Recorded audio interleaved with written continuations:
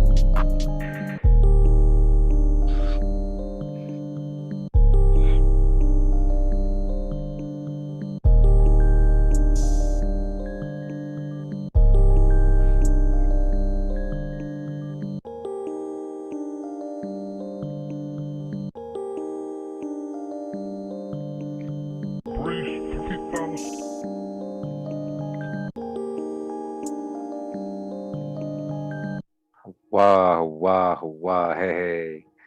Hey, much love and respect. Thanks for tuning in once again. It's early. I get more of the night owls come to the channel, but we'll go ahead and start. No worries. Let me know if the music's ever too loud, more than my voice, please. Don't want the music to be too noisy. Welcome, welcome.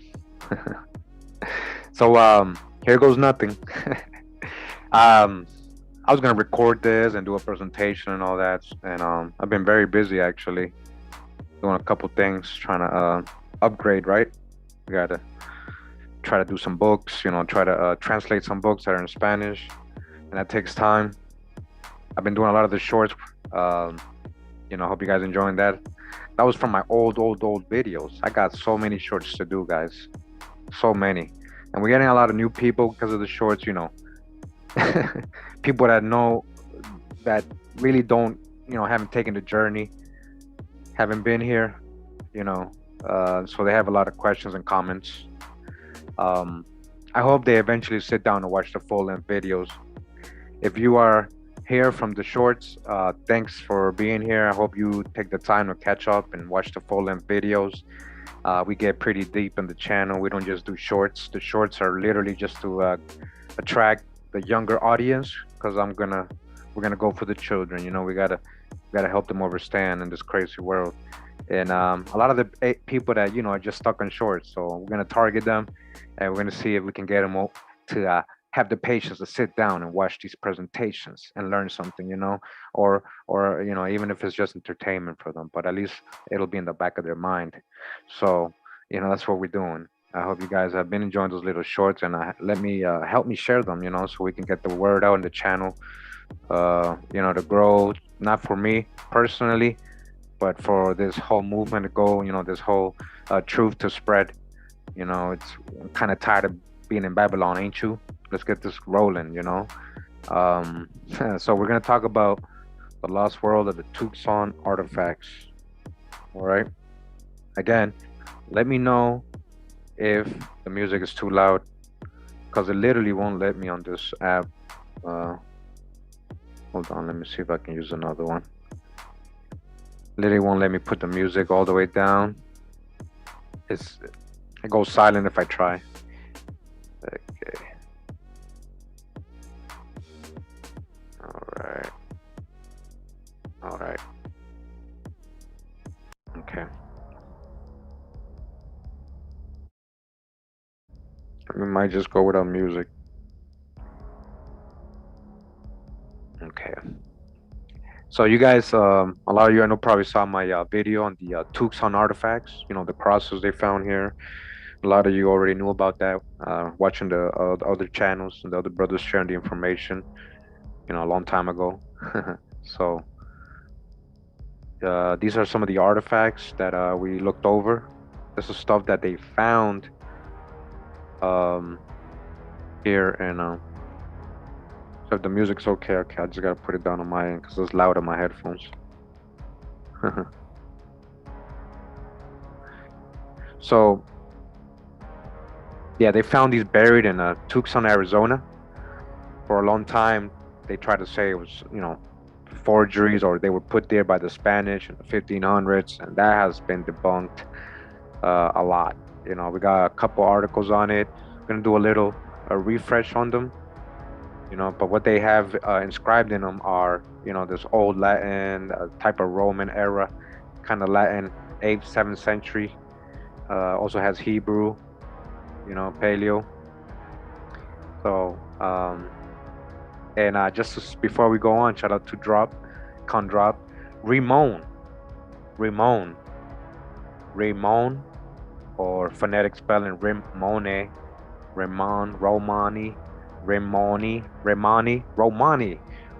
Romani, pomegranate. So what? Well, the pomegranate grew in the promised land. When Moses sent out his spies, or Joshua, I forget, yeah, Joshua sent out his spies, you know, they came back with pomegranate from the promised land. Hey, look, yeah, this is what we found there, pomegranate. The real apple, you guys know that's actually, if you go to the etymology of pomegranate, it's apple. You know, it goes back to apple. So, what was really in the Garden of Eden? So, Ramon, why am I showing this? Well, we'll see. We're going to talk about so-called Romans, right? Roman Jews, Roman and Romani. So, we're going to do a lot of reading today. That's why I wanted to go live early. So, yeah, we're going to, you know, like I said, here goes nothing. Shout out to Donald Yates. Big shout out to Donald Yates teaching. He's been teaching a lot of this stuff already before we even started making YouTube videos about it. You know, um, he's a pretty cool guy. I don't, he hasn't blocked me like other authors have, so I wouldn't read their books. I'm talking about Daniel Lowe, yeah, from Forbidden Histories. He gave us a copyright strike and everything. And yeah, don't read my book. You got to make people buy it. Okay, well, I'm kind of promoting it, so make sure to get all these books I read, guys. I mean, to have a good collection. I find a lot of these on the Kindle. I just have them there on Kindle. It's just a lot cheaper and easier to store. This one is called Merchant Adventurers, Kings of Rhoda, the Lost World of the Tucson Artifacts. Right. So before that,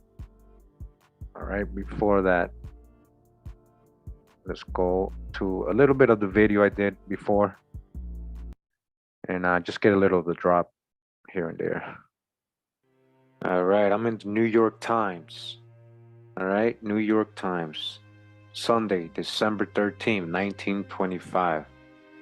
We're going back in time here. And it says here, puzzling relics dug up in Arizona stir scientists.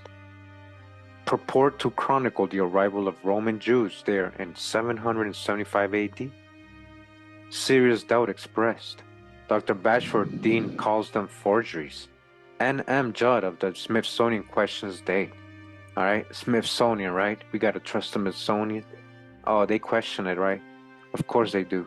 Yup. Crosses and crescents. Finds bear many Latin and Hebrew inscriptions and Masonic emblems.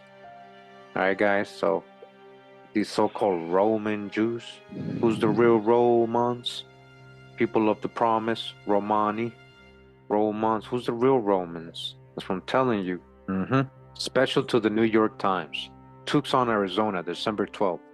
After investigation by a number of scientists, first announcement was made here today the excavation near Tucson of a cast-lead sword, crosses, and other objects bearing Latin and Hebrew inscriptions which, taken at their face value, are held to mean that Roman Jews crossed the Atlantic in the Dark Ages, penetrated to Arizona, and founded a kingdom which lasted from about 760 AD to 900 AD, all right, almost 200 years. So who's the Romans? What if they're just coming from the northeast? So again, a number of scientists saying a hoax. A number of scientists had already concluded it was a legit find. The cast symbols and the engravings on them include crosses and crescents, a 7-branch candlestick, and certain Masonic-like representations. Opinions of scientists vary as to the authenticity of the objects. Nell Merton Judd, curator of American archaeology at the United States National Museum, said he believed that no hoax or fraud was involved, but he thought the date later than that of the Spanish conquest of 1540 AD. All right, so he's saying they're not hoaxes. This guy, right, from the American Archaeology of the United States National Museum, right? This guy, Mr. Judd, he's saying, yo, they're not fake. They're actually real. They're not fake, but I don't think they're older than 1540. Again, he's just thinking. It says, but he thought. Again, scientists already had gone and confirmed this. Real scientists. That's their field. But he's got to stay in his field, right? Dr. Byron Cummins, professor of archaeology at the University of Arizona, vouched for the reliability of the discoverers of the objects, which he said showed Jewish and Christian influence and bear dates of 760 to 900 AD. On the other hand, Dr. Bashford Dean, curator of arms and armor of the Metropolitan Museum of Art in New York City, when consulted about the excavations, branded the objects as crude and childish forgeries. All right, he ain't trying to go because it doesn't go with his agenda. The first object to be found was a large metal cross, which was discovered by Charles E. Manier of Tucson, embedded in a limestone formation 5 feet inches below the surface of the land, near an old lime kiln. Further digging by Mr. Manier and Thomas W. Bent uncovered the other objects. Analysis showed that they were made with lead mixed with antimony, silver, and some tin. This was described by Professor Cummins as a natural alloy. Continues as noted scientists examine objects. The objects and site have been examined by Professor A. E. Douglas, noted astronomer and chronologist of the Lowell Observatory. Professor Frank H. Fowler of the College of Letters, Arts and Sciences of the University of Arizona, Dr. C.J. Sadia, a geologist, Professor Cummins, Neil H. Judd, and others. Descriptions of the objects and the text of the inscriptions have been sent to scholars in many parts of the country. The combination of a Christian cross, Muslim crescent, Hebraic 7-branch candlestick, and Freemasonry emblems has imposed a heavy tax on the credulity of the investigators, but their appearance of having been covered and embedded in stone by natural processes has puzzled skilled archaeologists. Some have arrived at the opinion that whatever their origin, the objects lay for centuries in the earth where they were found. They were there for centuries. The inscriptions have been interpreted as describing the conflicts of the prehistoric Roman Jewish kingdom in the southwest with the Toltec Indians. You hear this? Roman Jewish kingdom, Hellenistic Jews, huh? Against the Toltexus, against the Toltec Indians, forerunners of the Aztecs. They were pre-Aztec. People were there, the Toltecs, the architects. From the inscription, it has been deduced that the mysterious invaders called their land Calalus. Calalus, using the text as a basis for the work, all right? Remember, Calalus means promised land. America.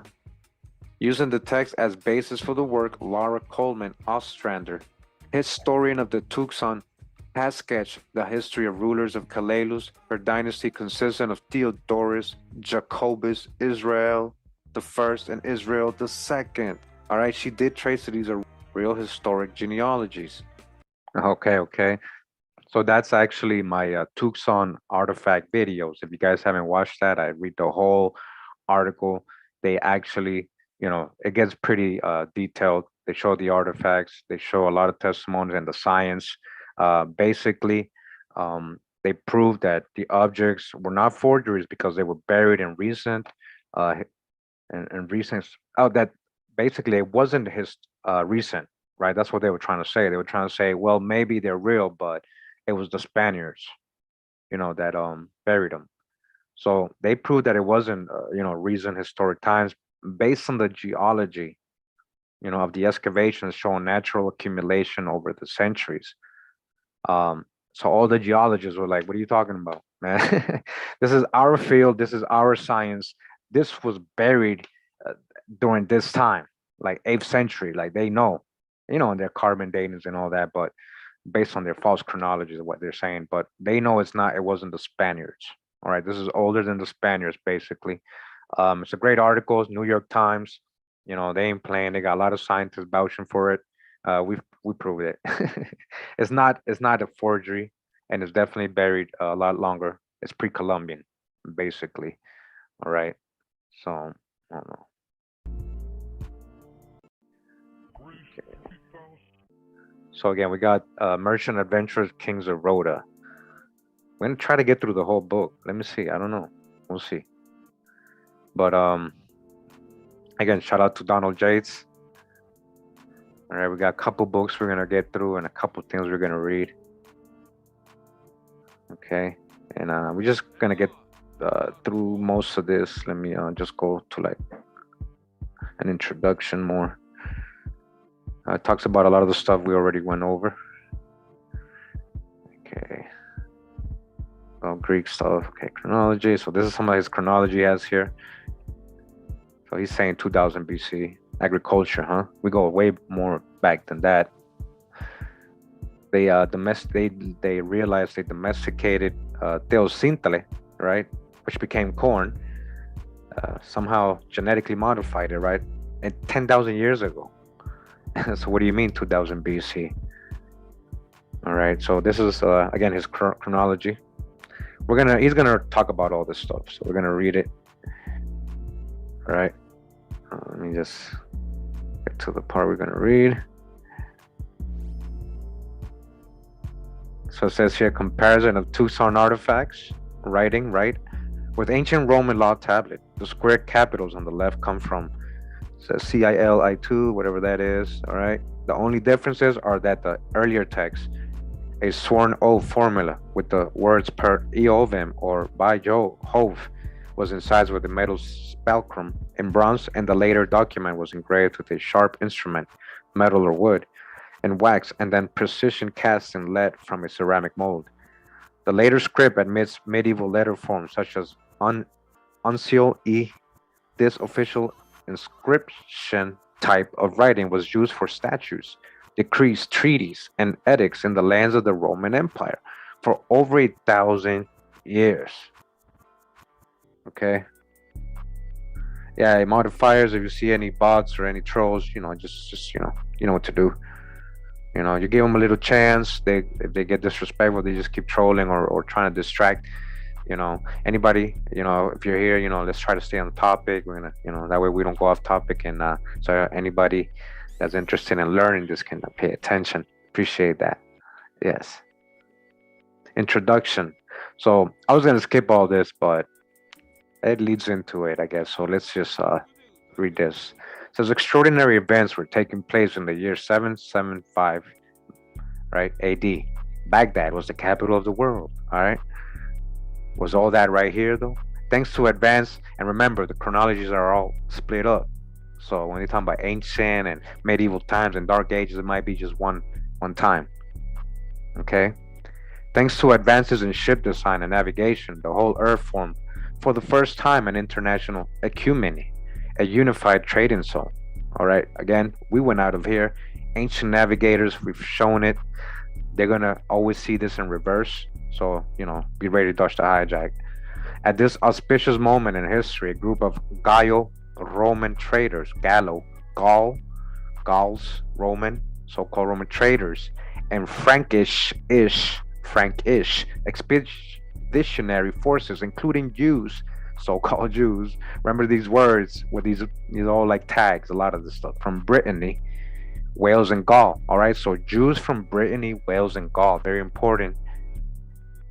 because we're going to talk about those places and who went over there. The one of the first peoples over there. We're going to get into another book. All right.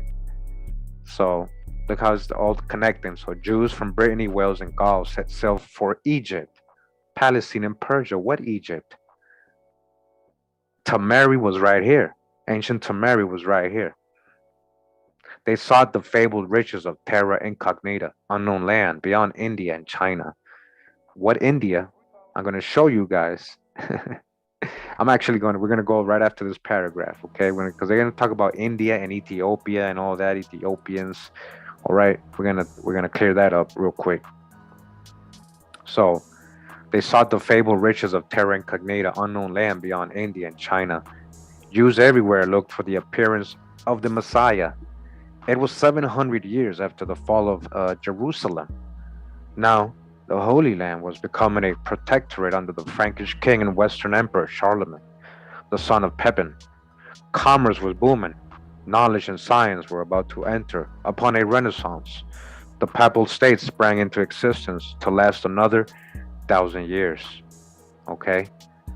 Now, before we continue, guys, we're going to go into another book real quick. It's all going to make sense, hopefully, by the end. And if you already been surfing the wave, then you already know what I'm going to show and what I'm talking about. All right, so we're going to go to a book real quick. We're talking about India, or when they're talking about Ethiopians or India, right? All right, we're in the book. This is Lost Tribes and Promised Lands. There's the cover right here. All right, Lost Tribes and Promised Lands.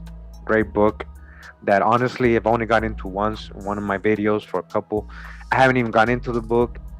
There's so much drop left, guys. We got so many videos to come. As you're gonna see though how it correlates with everything we've already shown.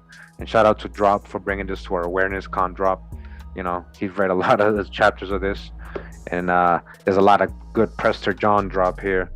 So yeah. All right, hold on. So again, this is Lost Tribes and Promised Lands. Just put Lost Tribes and Promised Lands PDF and hit Google. Or of course, I've actually shared this on my Patreon. A lot of these books on PDF I already have shared on my Patreon.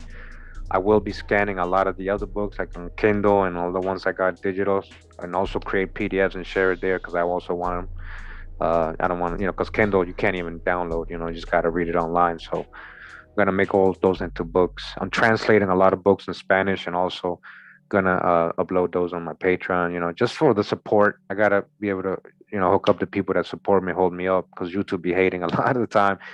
YouTube be making it really hard, and so I appreciate that. All right, and again, we're gonna get to Lost Tribes and Promised Lands. All right, page 42. All right. So I guess we're belly flopping. So, we're dropping in the middle of a major drop here. This is a Prester John chapter. But that says, where then is this remarkable country? They're talking about the lands of Prester John, because he was the ruler of the Ethiopians and the three Indias. So it says here, our magnificence, writes Prester John, priest king. Priest king, that's what that means. Priest king, that's King David. Yeah, it's a whole long drop. Shout out to Drop. He's on number 127. Episode 127 of Prester John Investigation. Go check that out. 432 The Drop Radio is the name of the YouTube channel. So, where then is this remarkable country, right? He writes, Prester John dominates the three Indias. Three Indias? I thought there was only one India. Three Indias, yeah. And extends to the farther India. All right, the farthest India. Where the body of St. Thomas the Apostle rests. It reaches through the desert toward the place of the rising of the sun and continues through the valley of deserted Babylon, close by the Tower of Babel.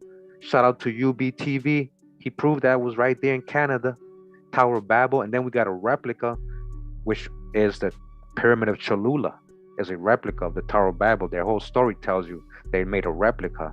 That's what the Pyramid of Cholula is. They were replicating the Tower of Babel. Suddenly, the vague immensity takes on biblical tinge.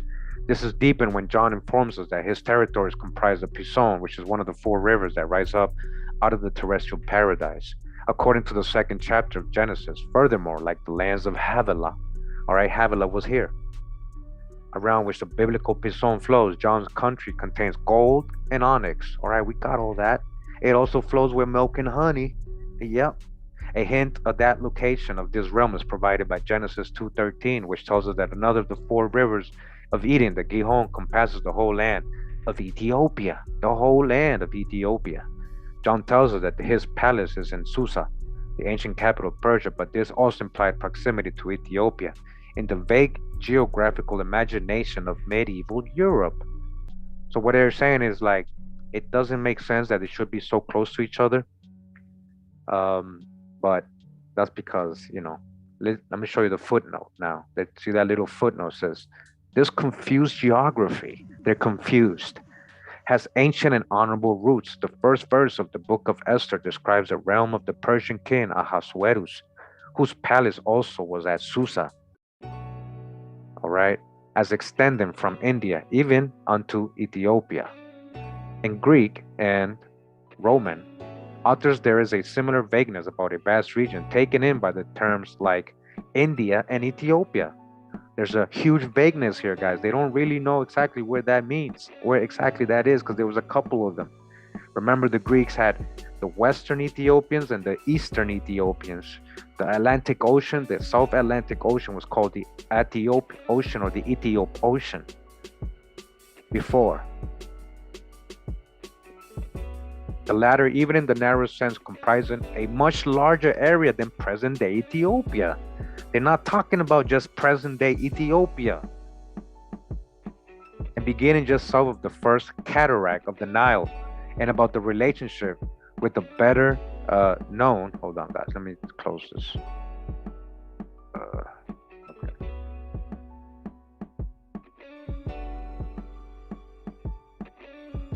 Persia. In the apocryphal Acts of St. Thomas, the apostle moves easily between Persia and India, starting roughly with the 5th century apocryphal writer, the Pseudo-Abdias, who described the exploits of the apostles Thomas, Bartholomew, and Matthew in each of the three Indias. This latter concept became a standard one in the Middle Ages. One of the three Indias, listen to this, one of the three Indias faced Ethiopia, according to the Pseudo-Abdias, and the second one faced Persia, and the third occupied the ends of the earth. The ends of the earth, always, you already know you're talking about here. The ends of all that mystery plays, Atlantis, the Hesperides, High Brazil, that's always right here. This mysterious lands, the ends of the earth. All right, between the ocean and the realm of darkness. The third became especially fruitful. All right, the third one, the one that's located at the ends of the earth, for the geographical imagination, the region of untold islands, many islands on the Caribbean, in which the plural term Indias, etymologically one of the same as Indies.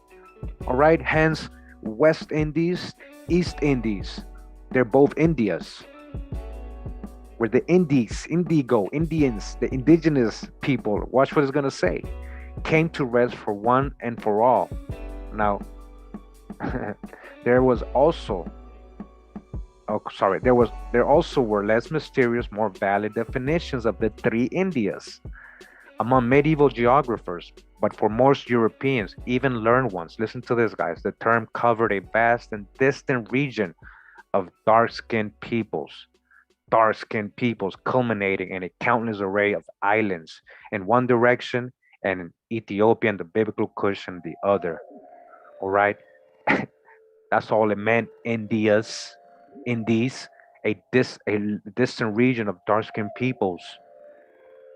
Okay, we're talking about India, and they named us Indians because Columbus was lost. You don't really understand what you're saying, because the word India for that area over there wasn't even called. They didn't even call that area India. It was called Hindustan, and before that, it was called Bharat, Brits, Bharat. Yeah, same people. Yeah. So let's go back to the introduction. Okay.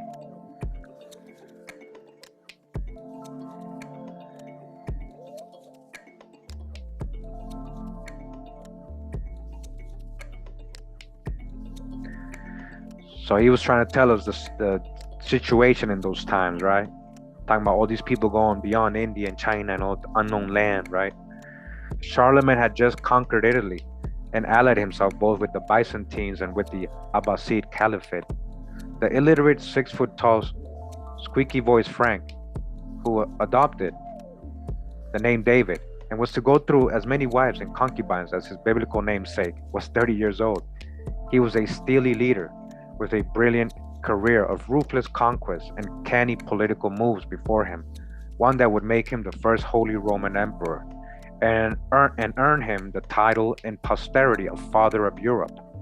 His deeds ensured him a place as the foremost hero in the nascent epic literature of France, Italy, Spain, and Germany, the so-called Matter of France. Mercantile empires were forming in Central Asia. Revolution had toppled the Umayyad Caliphate, replacing it with Abbasids under Al-Mansur. Baghdad was considered the world's most powerful and sophisticated metropolis. Harun al-Rashid would sound the famed House of Wisdom there, a research center for rival the ancient library at Alexandria. The Tang dynasty ruled in China and soon reached the acme of innovative and creative contributions to world civilization. The Tang capital of Chang'an or Kangan, right, and the Chinese emperor's major port at Canton numbered over 1 million inhabitants each. In Cholula, in Mexico, on any given market day, there may have been as many as 50,000 people buying and selling wares ranging from housing materials and foodstuffs to metals, leather goods, beads, bells, and pottery. In 560, the Chalchihuites culture, precious stone tradition, introduced the American Southwest first city and town life via a chain of fortresses and thousand-mile trade routes. These reached from Michoacan in West Mexico up both flanks of the Sierra Madres and along the Pacific coast.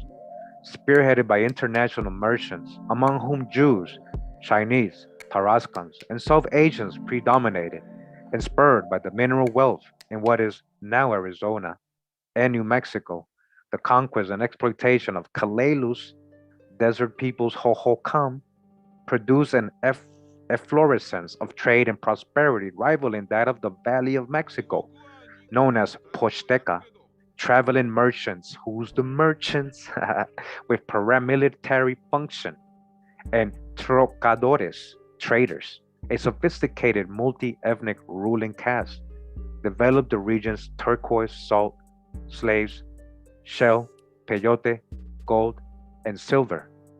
Jacob, the second king of Rhoda, was described as swimming in gold. Jacob, he was swimming in gold like Scrooge McDuck.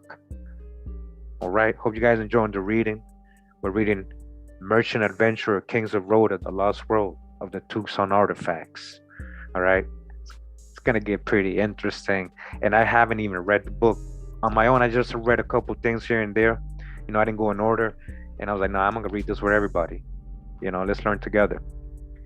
The Pochtecalt, the singular of Pochteca, is a member of a hereditary class or ethnic group with its own rites, feasts, courts, hierarchy, guilds or insignia, and patron deity. The Romans of Calalus worshipped the God of Israel and spoke Latin, huh? They worshiped the God of Israel, the so-called Romans. Who's the Romans? That's what I'm trying to tell you. And what happened to certain Israelites when they became Romanized? And then Christians. While the Toltecs of West Mexico brought their gods Tezcatlipoca and Quetzalcoatl and spoke the Tarascan language, all right? They brought what? Their gods? Who's Quetzalcoatl? Is that a deity?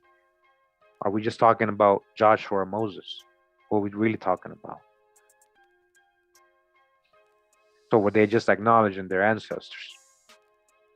So they're saying that Tarascan language of unknown origin, as well as Nahuatl, the lingua franca of the vast Uto-Aztecan linguistic zone.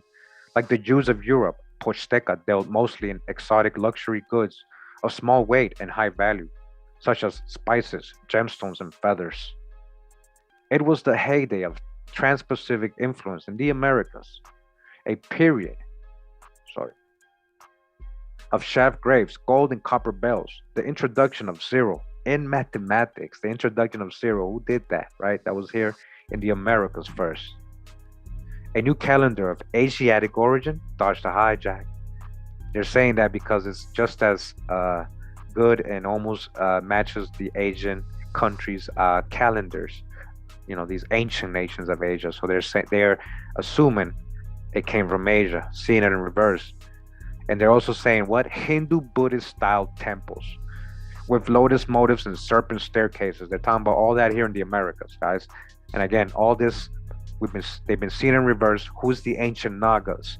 Make sure you go back to the videos.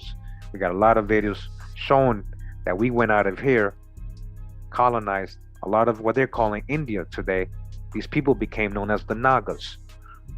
All right, feather serpents. Quetzalcoatl is a Naga. Quetzalcoatl, right? The serpent people, plum serpent. Yeah. So they found all that here. Chinese-style censers and braziers, Cambodian stepped pyramids. Everything is something else, right? So he's calling it Cambodian stepped pyramids because it looks like the ones in Cambodia, but he's finding that all right here, right? All the old world stuff being found here, but everybody just keeps saying they came here and then they left, they disappeared. Ganesha, the elephant god. The elephant god was here too. You know, elephants were here. The ancestor of the elephants, all over the Americas, they found the bones of the ancestor of all elephants, more than in other parts of the world. We've shown that. The Makata monster, colonetes, fretworks, stupas, and huge timbered ships. The Hindu merchantman carved in relief at Borobudur, Java, could have carried 1,000 tons of freight. A shipwreck from about the year 838 found in the waters between Borneo and Sumatra in 1998, near the capital of the Shaivite or Shiva worshipping kingdom of Srivijaya, opens a window into the times. It contained mostly ceramic wares from Shazga Klings of Hunan province, China, and had shipbuilding features from Arabia and India. The cargo was stamped with Chinese seal script similar to the marks of on the Tucson artifacts. Lead and spices appeared. All right, hold on. Amongst its exports. Indeed, if this ship was not owned or used by the very same Rhadanite Jews, Danite, all right, Danite Jews, Rhadanite, these Rhadanites, I mean, in my Danite videos, I mentioned them a lot. These were known to be sea peoples. When they teach you history about them, they never link them to the Danites, of course. But these are sea peoples, very famous sea peoples, right? These Rhadanite Jews, now they're saying Jews here, responsible for the Tucson artifacts. It certainly could have been, for it provides a textbook example of the carrying goods, traffic patterns, and sea lanes Jewish merchants pursued at the zenith of their activity, right? Jewish merchants. Doesn't that sound like Sephardic Jews? Jewish merchants. Who's the merchants? Remember the Protestants?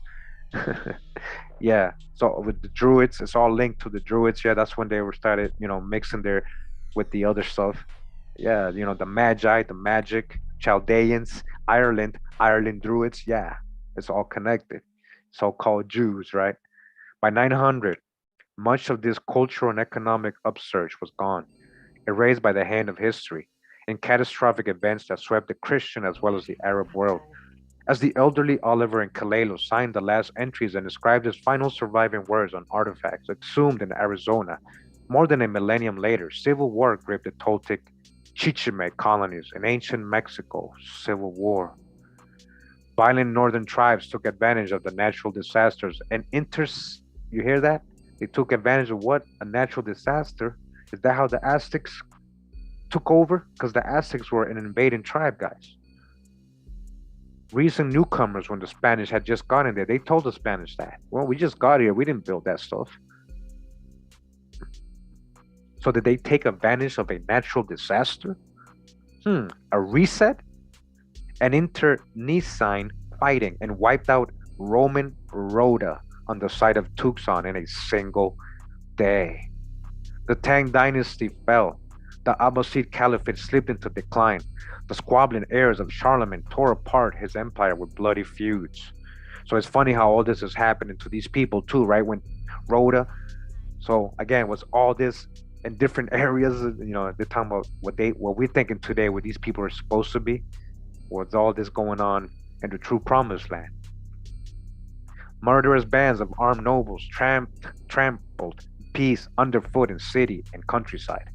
The papacy became a sewer of corruption and depravity, entering its lowest point.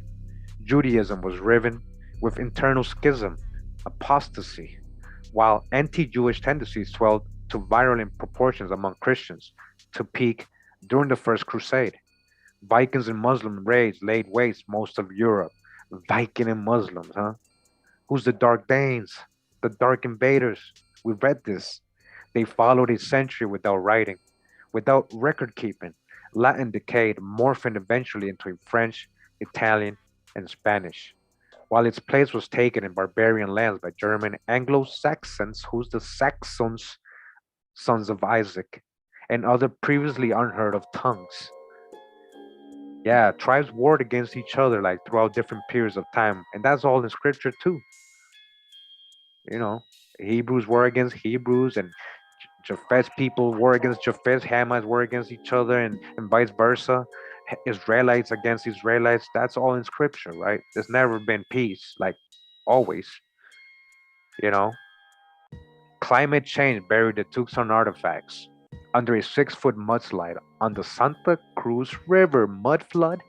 Huh? Mudslide, mud flood? The Tucson artifacts buried. This is what I was saying earlier. The geologists, they're like, what are you talking about, man? We are the geologists. We know this is under debris. We know this was not placed there, and by the Spaniards. Trade ground to a halt, and the sea lanes to China and across the Pacific Ocean stagnated and slowed. So they're saying all that disconnected America from the other part of the world. That's what they're saying here. The new Dark Ages will not begin to lift until after the year 1000. What Dark Ages? Is that just added there in their false chronologies? They took over, it seems, 700 ADs. From there, something happened, guys. We're going to keep investigating this. When most of Christendom awaited this resurrection and last judgment of souls, but the end did not come as expected. The new Fatimid Caliph, Al-Hakim's raising of the Holy Sepulchre in Jerusalem and destruction of Christian and Jewish sites in 1009 sent a thunderclap throughout the West, as resounding as the sack of Rome by Goths in 410. The story of merchant adventurer Jews active in pre-Columbian Mexico must be understood against the backdrop of early medieval history in Europe and Asia, as well as the colonization by Pacific-facing Mexican cultures of the U.S. Southwest. Cross-cultural and interdisciplinary perspectives are necessary, all right? That's why we surf the wave everywhere. We go back and forth, different books. We've been doing that. Drop Nation. Wave surfing, yeah. Although they called themselves Romans and the first 3 kings came from what is now France, these long-distance voyagers were part of an international trading world that extended from far west to far east. So when they say France, they came from France back in, 700 AD, if they really mean France over there. Who's the Romans again? These kings. And what's up with South America? There's a lot been going on in South America since ancient times. Millions of people. They never came up. They never came up. Yeah, we book surfing right here. Touching points in Arabia, Africa, India, Cambodia, Vietnam, and Indonesia. They were known as Rhadanites. Danites, huh? Rhadanites. Or Rhodanites. Rhodes Island, Rhode Island. Rhodanites. Salam, a Jewish merchant from Spain, or Khasaria. Well, hold up, that's 2 different things. Which one is it? You're either talking about Sephardic Jew or an Ashkenazi Jew, right? Khazarians, who's the Chasers, was able to converse in 30 languages on his journey across Central Asia to the Great Wall of China in 845. The Rhadanites spoke Frankish, Latin, Greek, Hebrew, Arabic, Persian, Spanish, and Slavonic, according to the Arab geographer, 'Ibn Qurdaba, okay? We're going to see, Their ancient homeland was right here. Rhoda was right here. And Tucson, these Rhadanites. The term Rhadanites or Rhodanites found in Ubu writing can be traced to Rhodes or Isles of Roses, the source of important colonies in Gaul and of all commercial land in the ancient Mediterranean. All right, in ancient Mediterranean. So real quick, let me see where we're at. That's not it. That's not it. Hold on, guys. Here we go. So, new chair. Because when you, this is what they want us to think when we say Rhodes, right? Rhodes, or the island of Rhodes. Yeah, that's what this place is named today. And yeah, this is what this place is called, the Mediterranean Sea. Today, was it always? And what if this place right here, what they call in the Gulf of Mexico, was the real Mediterranean Sea? Right? We know the Nile, the real Nile, great river, flowed into the Mediterranean. We know the Gulf of California is the real Red Sea. All the old maps, this was the Red Sea. California was an island. It used to extend. That's why there's a Dead Sea in Utah. Utah, Great Salt Lake, that's the Dead Sea, which has a Jordan River that is coming from a fresh river, just like in the Bible. All right, so make sure you catch up to the previous presentations. We've broken all this down with many sources and corroboration. All right. Again, Roman Egypt. So I just want to, we're going to be talking about, well, we're not there yet. Let's not go there yet, right? Let's not go there yet. We're not there yet. We're not talking about Roman Egyptians yet, okay? Oh, no. Okay. So that's what they want you to assume. It says here, the present ontology. Okay, it says, in Mesoamerica, our Rhadanites observed Toltec commercial law and sealed their records with uli drops, the Olmec equivalent of today's watermarks and digital signatures. So-called Olmec, that wasn't their name. We're gonna break that down future video. I'm translating a lot of the books right now. The present anthology of readings offers a choice of texts and documents aimed at illuminating these geographic and cultural connections. Most readings are translated from Latin. Some are taken from the Arab, Hebrew, Greek, Old French, and even Chinese sources. They range from a Buddhist monk's description of Fusang, guys, future video. Shout out to all the brothers out there with the channels already talking about Fusang. Check them out. I like to do my own kind of investigation on a lot of things. But Fusang is one thing I haven't even gone into. That was America too. I was saying earlier, all these mysterious lands, they're always mysterious, but they're always so legendary. Milk and honey, paradise, have all these animals, gold, these great kings and all that. We're just talking about America, ancient America, what they call it. On that side, Lemuria, on the other side, Atlantis.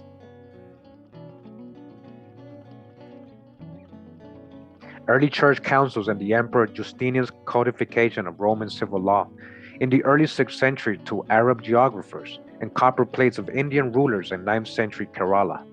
The Hebrew book of Josephon is an important source for Jewish history, set down in its present form in the 11th century, but deriving from much older works. Most of these readings dovetail chronologically and geographically with the very time frame of the Tucson artifacts, same period. 4 accounts of the coronation of Charlemagne in Latin sources relate to the year 800, a date mentioned on the Great Cross. The Carolingian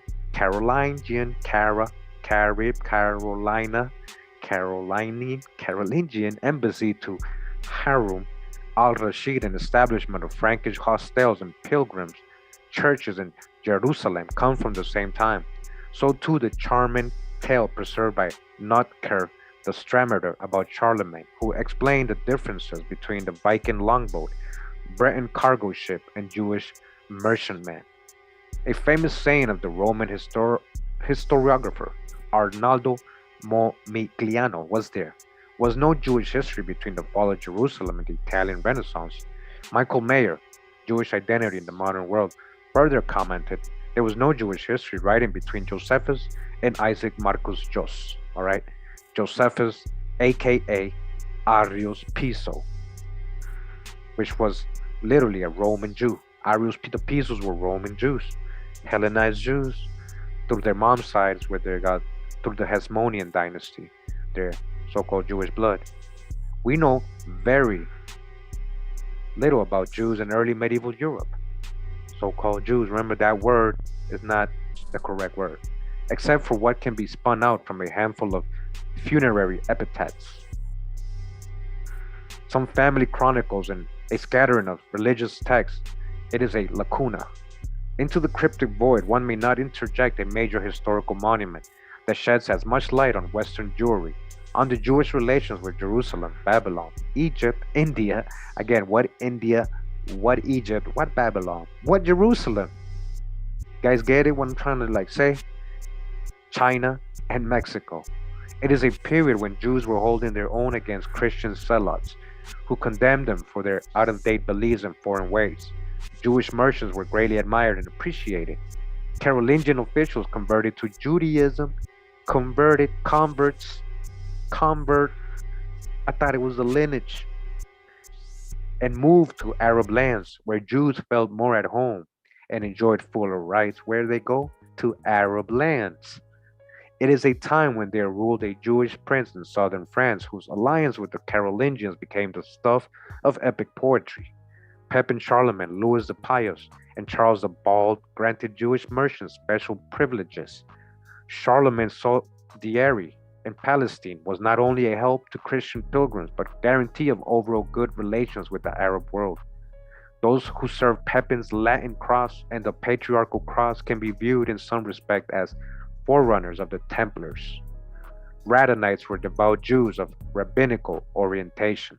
All right, they weren't converts. They were actually, they financed the purchase of Jewish sites in Jerusalem. Who had the money? Monet. Money means Monet, the weight of gold. Monet, that's where you get the word money. And it was usually Jewish merchants doing that. In Jerusalem, it carried writings, especially mystical books and halakhic responsa. All right. Hope you guys enjoying. I wish I can read the chat and respond and also read, but I can't. So again, if you're confused about anything I'm saying, or you think I'm just babbling or blurring out things, it's from the research we've done in the last over 590 presentations I got. So if you can, make the time to catch up if you're a little confused. But I know the rest of you are enjoying it. And, this is just more corroboration for things we know. It's all putting the pieces together here. Shout out to Drop for bringing this awareness, even, about, Toltexus, Calalus, and all that. So they were also responsible for helping spread into Western tradition the Sanskrit animal fables of the Pachatandra. Why? Why would the Rhadanites be responsible for all these Hindu? Who's the Danavas? Danavas. Check out my Danite video. They were over there too, guys. Jewish fox fables of the East, liturgical Jewish poetry, piyut of the land of Israel, and Arabic writings in science, medicine, and mathematics. Templar and Freemason esoteric traditions can be traced back to Jewish Merkaba. Mysticism in Babylon and Jerusalem, all right? Mysticism, Freemasons, esoteric traditions. Come on, guys, who's spreading all this? Jewish Merkaba, the good or beautiful land.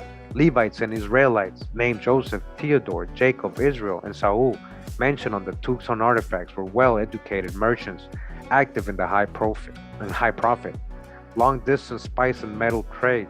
Belgian medievalist Henry Pideni has drawn attention to Jewish merchants' dominant role in trade in his book Muhammad and Charlemagne. after papyrus, pepper, and incense became unknown under the late Merovingians. With the closing of the Mediterranean and eastern routes to India and China, the Jews reopened the supply of these and other goods in Europe. If they did not make the world go around, they at least brought it together at a time when Christian and Muslims warred. No Christian could set foot in Muslim lands, and no Muslim was allowed within the borders of Christian country.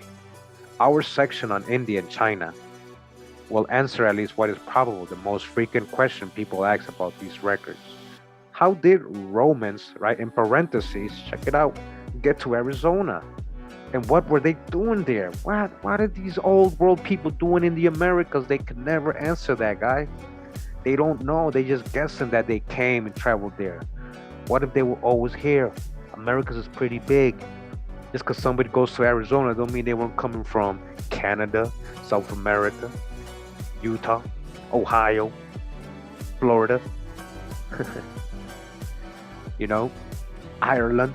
Ireland doesn't always have to be from what they're saying, you know, or even the other side, Southeast Asia, back and forth. So how did Romans, so-called Romans, get here? What are they doing here? The answers can be seen in the readings devoted to maritime commerce. These start with the ancient treaties, the Periplus of the Erythraean Sea, and continue through several Arab accounts about the luxury imports of India. The luxury imports of India. Remember, guys, what India? There was three Indias. They're importing stuff from the Americas. A lot of this food, remember, the corn got around. Remember how did corn get all around? We proved corn was in the old world.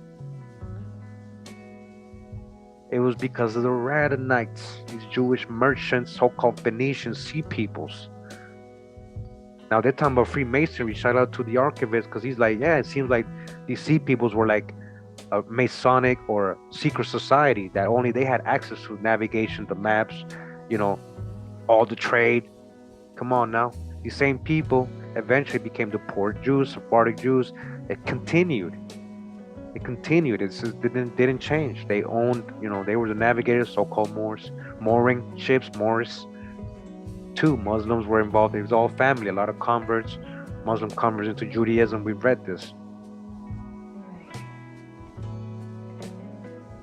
The sea lanes. So they're bringing luxury imports from India, Indochina, Indonesia, and China.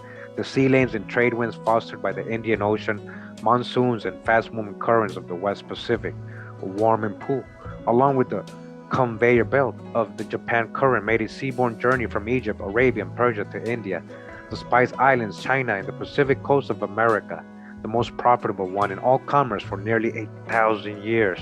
The most profitable one was the one in America. It is believed Indian and Indo-Chinese ships began to explore the Pacific coast of North and South America from about the 2nd century. Only after the fall of Canton in 877 did international shipping centered on the Spice Islands decay and the emphasis shift to the overland Silk Road. All right, again, it is believed. They're seeing it in reverse. Wow.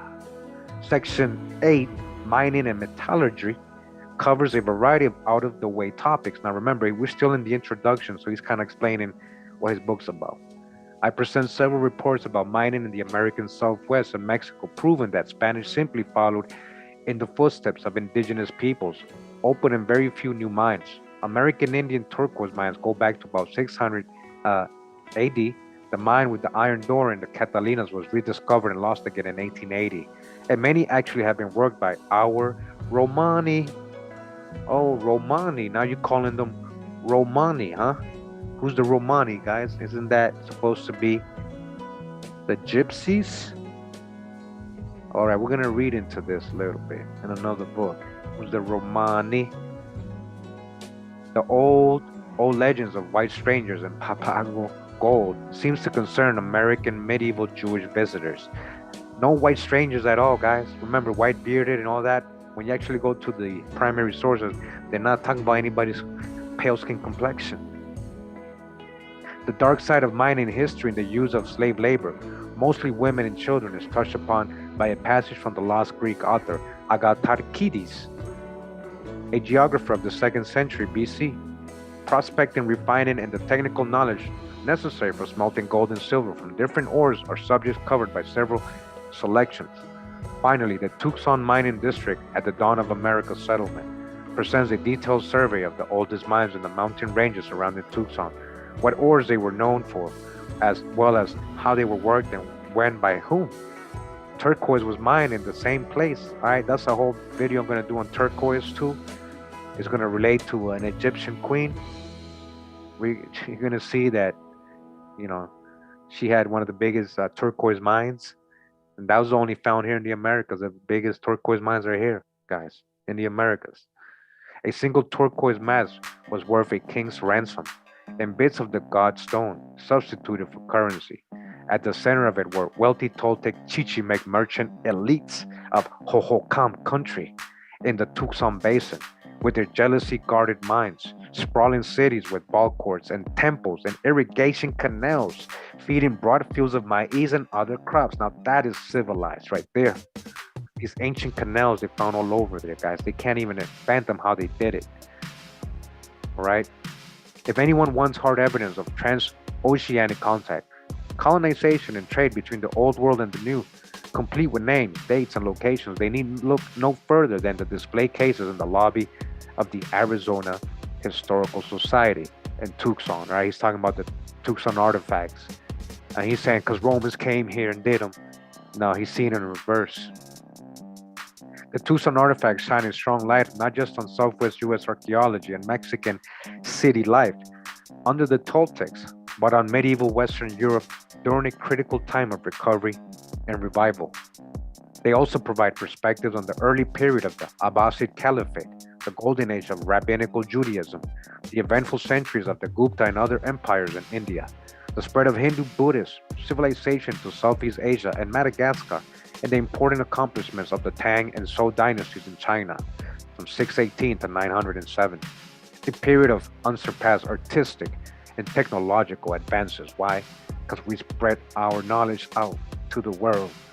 All right. Foundational to the present publication has been the publication in 2016 of the book Album of Photography with transcriptions and translations of medieval Latin. Without a complete accurate set of high resolution photographs of the Tucson artifacts, so I'll serve anyway by presenting in print. All right, so basically he starts explaining. This is the introduction. I just want to read a little bit of it. Okay, so right here it says, the Tucson artifacts did not drop from the sky. They are not fake news from a conspiracy of hyperdiffusionists. It is impossible to overstate their importance, all right? Very important artifacts here, guys, for the study of pre-Columbian southwestern U.S. and northwestern Mexican history. They are real records of living, breathing, thinking, and literate inhabitants of the Toltec Chichimex region of northwest Mexico and southwest United States in the years between 790 and 900, corresponding to the pioneer and colonial periods of the Hohokam culture. Their inscriptions are not hard read or understand once recognized. Everything they tell us fits with what we know from archaeology and supplements it. It is my hope that this collection of hard to find texts relating to the Tucson artifacts, cultural background, and historical context fosters a better understanding and appreciation of an important lost chapter in America's past. A lost chapter in America's past, okay? Yeah, wow. Hope you guys enjoying. Romani, oh, that's what it says, Romani Ogham gloss in Old Breton. So this is written in Ogham, right? What have we been learning? We've been finding all these old Ogham inscriptions all over the Americas, right? This one right here in the Tucson artifact they found, and it actually says Romani in Ogham. Remember, this is an older type of Ogham than the ones they find in Europe. The ones they found in America, they found older types of the Punic, older types of the Runic, older types of the Iberian, what they call them, Phoenician, all that. Celtic. So this means supposedly the good or good. And too bad we can't see this too good, but literally this is a map of Rhoda. I can't flip it here, but it says Rhoda right in the middle. And then on the little map, it's showing that this square right here is in between the borders of Mexico, but mainly in Arizona and a little bit in New Mexico, the square region right here. So this is literally the Southwest. This was ancient Rhoda right here, guys. Ancient Rhoda in Tucson. Tucson was built. Tucson, Arizona, if you're from there, if you're around the area, Tucson, Arizona is built on top of ancient Rhoda. Rhoda. Okay? So, before we continue, I told you we got a couple books here. All right, got a couple books here. You know, hold on. Okay. So, this book is.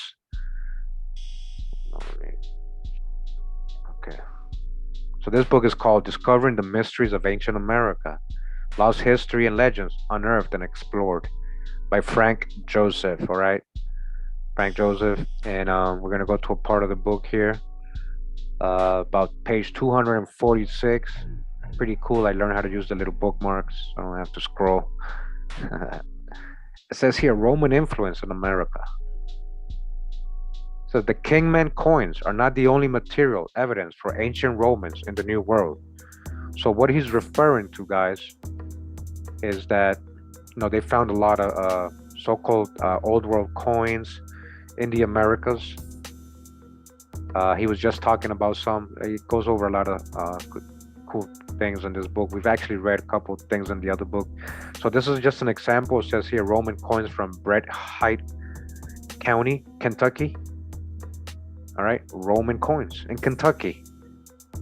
So they want to, conjecture that, they're finding all this stuff. It's not just in Tucson. This is what I'm telling you guys.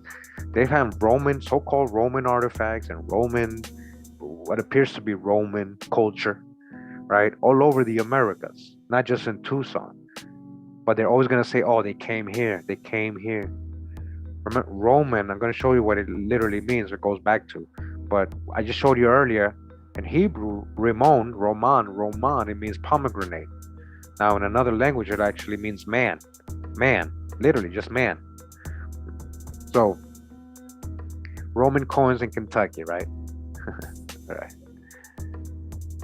They found so much in Kentucky. We're going to get into Kentucky a lot more than we have. Roman influence in America. So, again, the Kingsman coins are not the only material. That's a whole other coin. Not in Kentucky. That's in another part of America.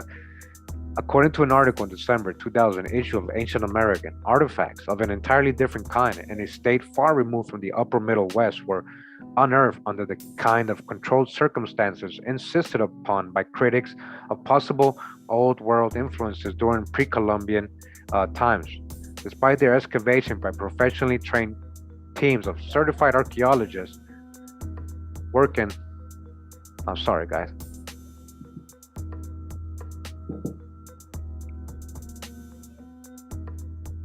for a state university, the metallic objects were condemned as fraudulent by cultural isolationists and their enormous potential to revise Americans.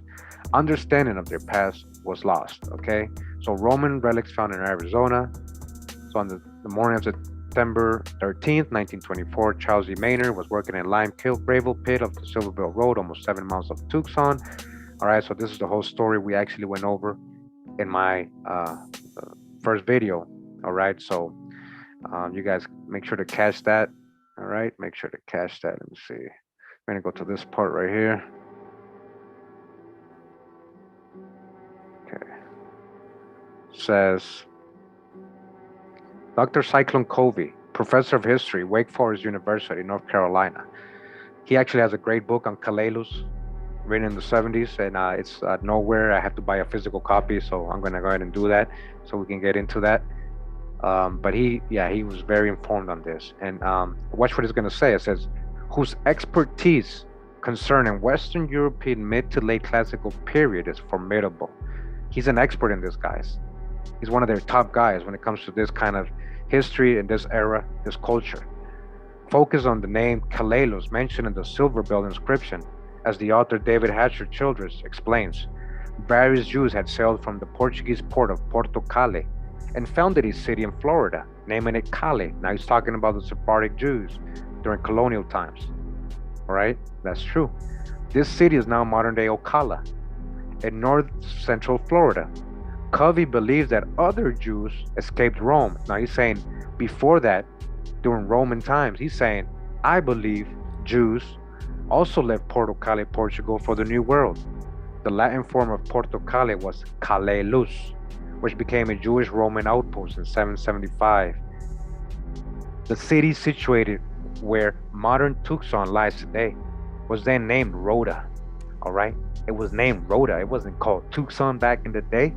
One of the letters or captains of one of the ships Covey believes was born on the island of Rhodes. He believes a complete interpretation of all the silver bill scripts is difficult because they are themselves incomplete. Moreover, the message of the fragmented text itself is confused.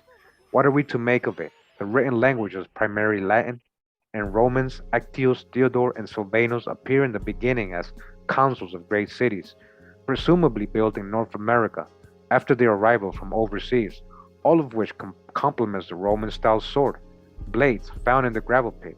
Moreover, the Romans were great and busy workers in lead, the metal used to cast the Arizona artifacts. Some investigators speculate that Toltecus cited in the tablets were the Mexican Toltecs, but the text does not confirm their identity and even suggests at least once that Toltecus is the name of a man. Toltecus is the name of a man, apparently a military commander of approximate rank to the Roman Silvanus. A Benjamin is mentioned as having come from Gaul, but is an incongruous Jewish name one would not expect to encounter in a time and an area of Europe where Jews were not found.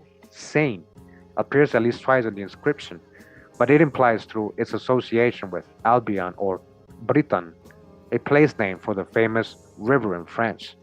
The various peoples cited in the silver-built tablets, Roman, Christians, Gauls, Britons, all right, listen to the, and Jews, all these people, right, Gauls, Britain, and Jews, what do they all have to do with each other? Guys, remember my videos, Israel and the nations of Europe. Remember when they're talking about these ancient Phoenicians, Egyptians, and all these people ending up, where did they end up? The British Isles, right? Remember Jacob's pillow? Remember the line of Sarah? Let's not forget all the previous. So that's why, what's the so-called Britain and Gaul? So-called Christians, so-called Romans, so-called Jews, all tags. Gotta get more detailed, more specific, gotta understand. You know, it's complex. And we're still learning, so we're breaking it down little by little as we go. So they comprise an unlikely lot because European history tells of their mutual animosity. He just said it. He's like, they're not even supposed to be together or the same people. And they're supposed to be warring against each other. Why is all this happening? Why is all this together in this inscription? They would hardly seem to have made common cause in some joint venture across the sea to America. You see what that's saying? No, they came from here and split up when they got to Europe. That's why they split when they got there. It was one people when they were here. They would hardly seem to have made common cause in some joint venture across the sea to America, but given the time when they supposedly arrived in Arizona, supposedly, just such an undertaking could have indeed taken place. The author, or more likely authors, of the inscribed plates once O.L. wrote in the year 880 AD that it is 100 years since Jacobus was king, because Jacobus ruled for 6 years and was preceded by Theodorus. All right, so this is what it actually says in that inscription. Who ruled for 14? We may deduce that these strangers arrived in Arizona during the mid-700s, making Dr. Covey's date for their founding of the port city, Calalus, about a quarter century too late. But chronologies developed from the artifacts, internal evidence are unsure. All right, so again, our chronologies are all messed up anyways. Theodorus and his followers would then appear to have landed in Florida before moving on to the American Southwest sometime after 700 AD. If so, the transatlantic voyage and resettlement in North America coincided with a period of widespread chaos in Europe. If so, all right, so there's a lot of conjecture added here. But again, only because they can't fathom the idea that these people could have been coming out of here, the true promised land, the true Egypt, to marry. The armies of Islam swept as far as the Alps, badly shaken the already shaky Byzantine Empire. The debilitated inheritor of Imperial Rome, the Dark Ages, which had already descended upon Europe, were getting darker. All right, that's the hijack with their false chronologies. They added those Dark Ages. And a mixed bag of Christian Jews and Celtic pagans were Celtic pagans, Jews, Druids. The Druids were being herded together by a common enemy that threatened them all with conversion by the sword. The Muslim invaders, faced with trying to survive in a collapsing civilization, they opted for the great dangers and terrible uncertainties of crossing the broad sea to a land perhaps known to them only in oral traditions, but they successfully landed in Florida and built a port there. Then, at least some of them fought their way against the native peoples across North America into what is now Arizona. They were the native peoples. Yeah, they fought with other tribes. Yeah, that happened. So, yeah, very interesting, right?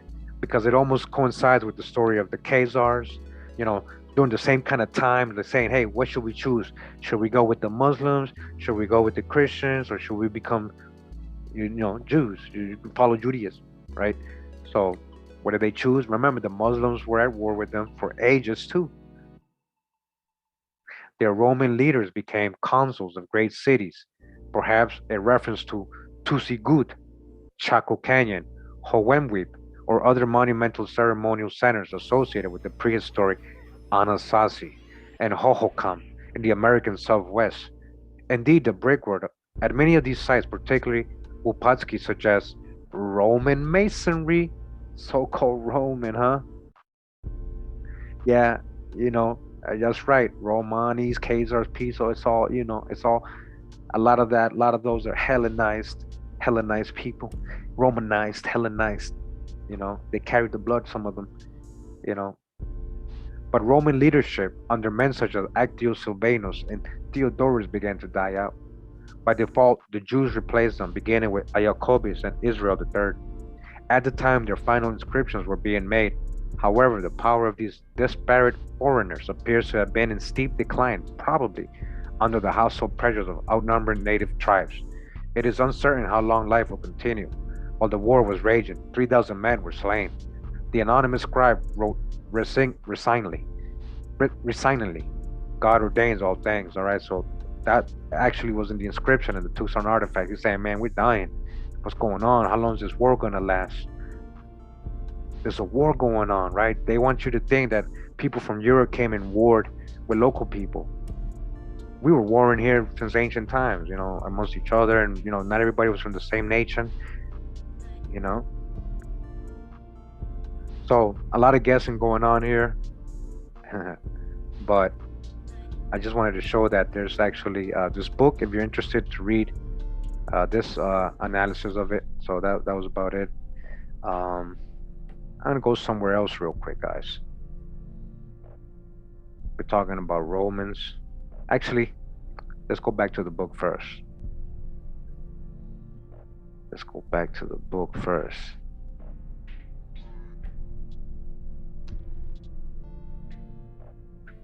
It says here inscriptions and texts. The Tucson artifacts are lost wax, cast-lead ceremonial objects inscribed with medieval Latin historical texts and memorials of leaders with names such as Jacob, Israel, Benjamin, Joseph, Saul, Isaac, and Theodore. Some also contain Hebrew phrases like 8 divisions and a great nation, while others display commemorated leaders, portraits, ships, trademarks, in Tang-era seal script, temples, a Mesoamerican glyph, sacrificial fire, an anchor, Romanesque style, angels in glory, and other drawings. Their iconography includes the 10 Commandments and cult objects like spice spoons, carpenter's square, Frankish axes, snakes, and trumpets. There are also military anthems and models, a series of thick, one-sided double crosses, joined like sealed albums, present what are clearly records signed of O.L. Oliver, with dates ranging from 560 to 900 AD. The overchanging provenance is cleared by the makers of the artifacts themselves to be Roman Romani, monogram on Romani, a term tantamount at this time to European. Huh? You're saying that just means European? This claim to nationality is further divided into Levites and Israelites. One of the standout emblems depicted is a triple tiara, a symbol of Jewish priesthood associated with the Mesoamerican figure of Quetzalcoatl. Okay, so a symbol of Jewish priesthood, which is associated with Mesoamerican figure Quetzalcoatl. Who's Quetzalcoatl, guys? And why the Mormons saying is Jesus? Maybe it's not Jesus, but Jehoshua from the Torah, right? Hosea, his old name, Hosea. And check out my Quetzalcoatl video where we went over this. We broke this down, all the legends of Quetzalcoatl, all right? Amaru. Although the writing has struck some modern viewers as ill-formed and crude, it is easily recognized and can be authenticated without any question as a type of square Roman capitals used for records housed in temples and other depositories of antiquity, called scriptura monumentalis, script for writing on monuments. It was used on bronze panels and coins. Its presence always communicated Romanitas, Romani, again, tas, urbanity, and officialdom.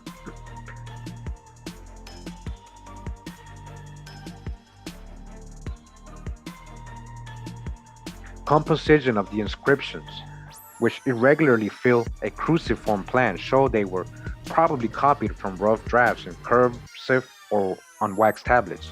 The drafts could have been dictated by Oliver, who signed the resulting monuments and was evidently keeper of records and master of the military recruits, Campidoctor. Certain scribal mistakes confirm the engraver worked from an original with formulae and abbreviations. For instance, the Roman numeral 3 was misread and rendered Septimus, 7, and the word post after was written twice. It was always an engraver's responsibility how to engross and lay out a draft. Engravers and epitaph makers prided themselves on their craft and were trained to put self-validating schemes of cryptography. For instance, the number of letters in a memorial, sorry, in the original Latin, with abbreviations counted as expanded into the whole words, might correspond to the total number of months a person lived. Much could be written about the medieval Latin, but this does not seem the most appropriate place to do so in a way that would do the subject justice. Suffice it to say that the language is not unusual for the time. An analytic manner, for instance, the accusative absolute substitutes for the ablative absolute, a usage in history writing that goes back to Ennius from 239 to 169 BC. The composer uses inter, classical Latin for between, to render such expressions as Israel II ruled for 6 years, a usage paralleled by entry in Old French. Similarly, memoria is spelled memoria, etc. Certain numerological schemes are employed in the layout and planning of the inscriptions to highlight names and events as informal epitaphs, Kabbalah, and esoteric traditions. Air holes are apparent on the finished works, whose rough exteriors show that the casting of the lead took place in the same desert environment where the artifacts were later excavated. All right, they didn't bring those from anywhere else. So the Spanish bringing them, from Europe and burying them, that's totally debunked, guys. Probably in the mining cave, one can still detect impressions of gemstones, beads, pearls, debris, sand, gravel, and even mesquite leaves captured in the floor of the casting process. A greenstone has been stuck on the back of one of the artifacts, evidently in reference to the Romani's Chalchihuitic allies and the trade partners, Romani's Chalchihuit allies, Romani allying with American Indians, huh? Who's the Romani? I'm going to show you what another author has here in his research.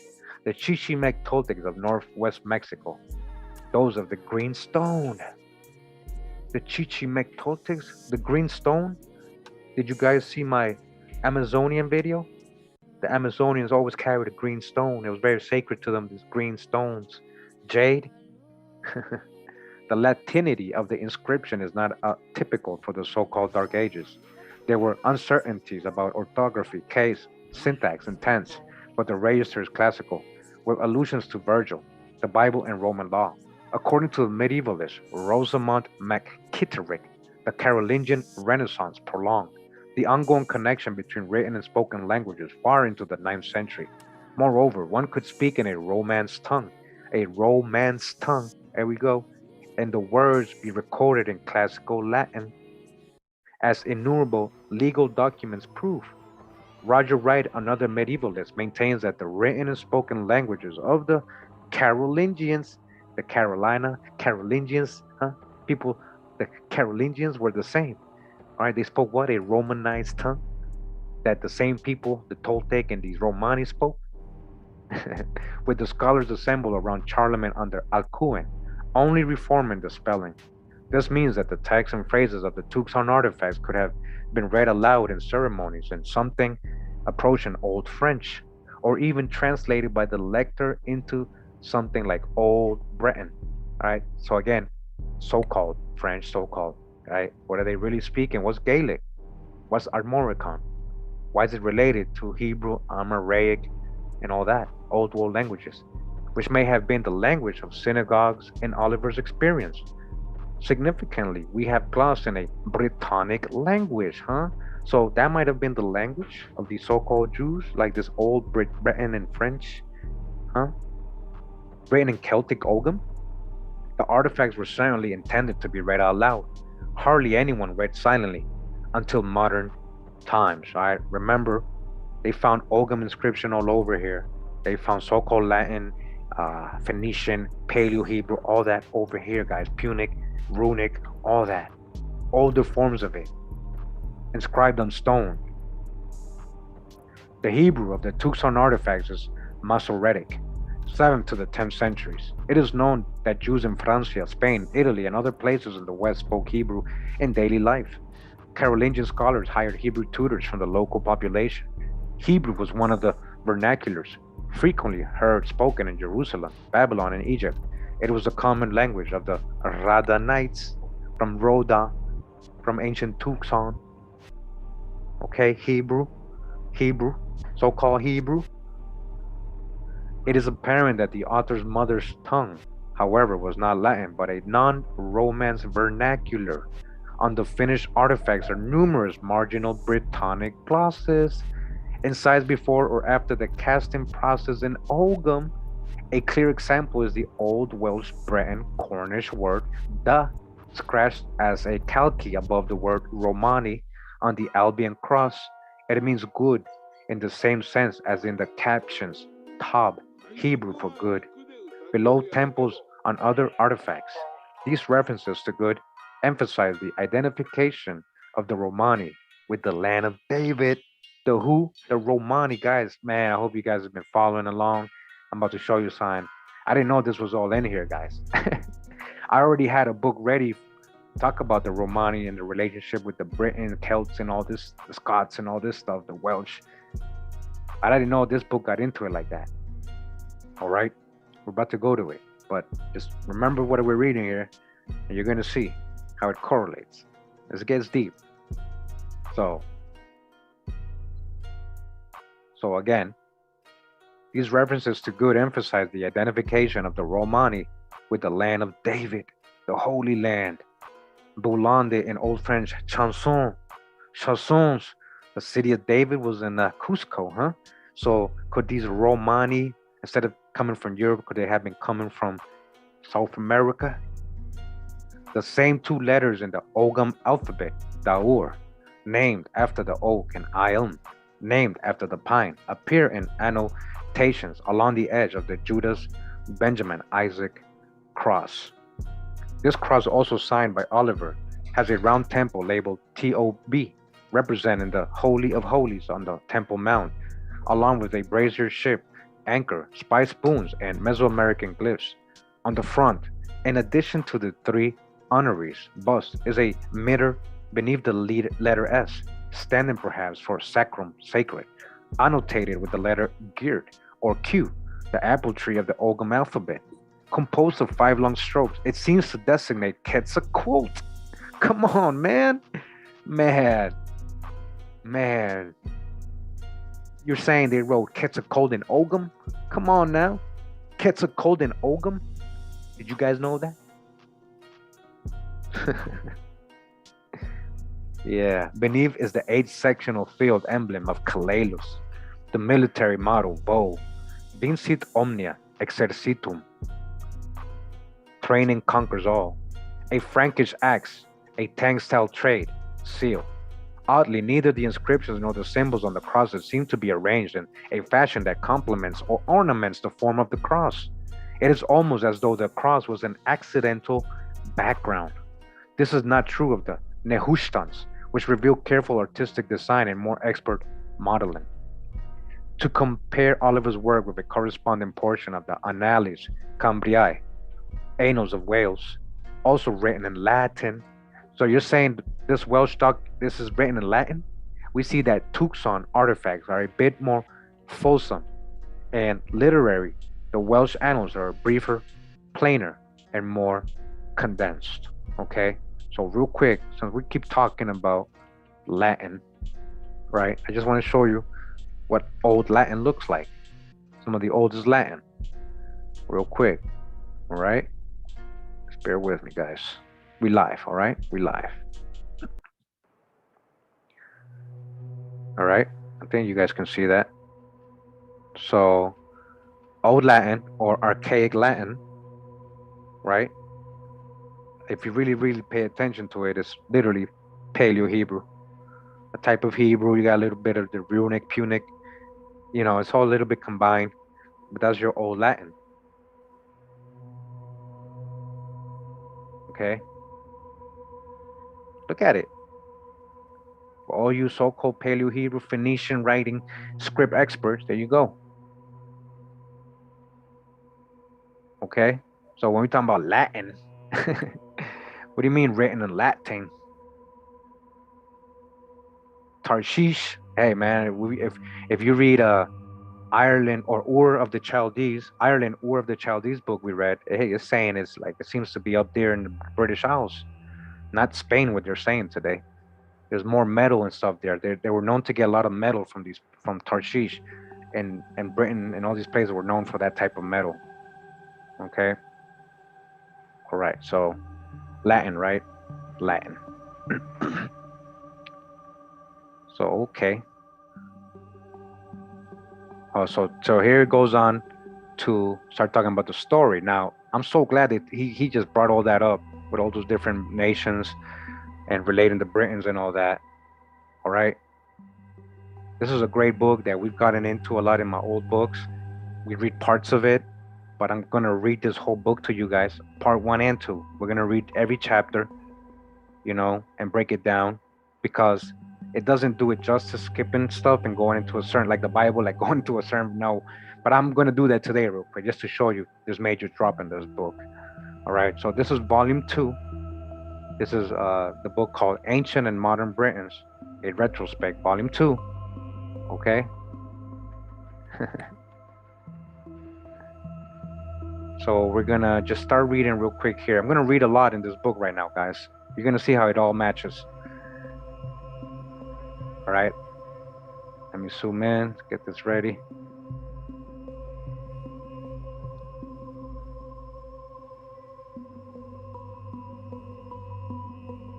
Moors, huh? Moors and Egyptians. Hold on.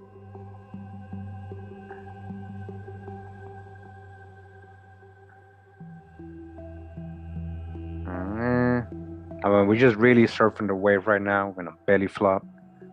And we're gonna see talking about dusky, dark-skinned people. You're gonna see. I ain't making this up. Okay. So what it's gonna talk about is that the early entertainers, right?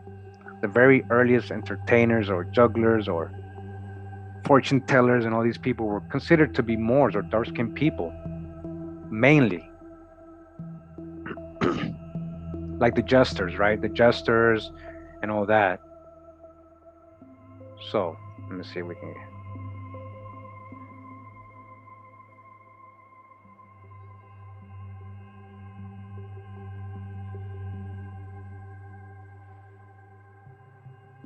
So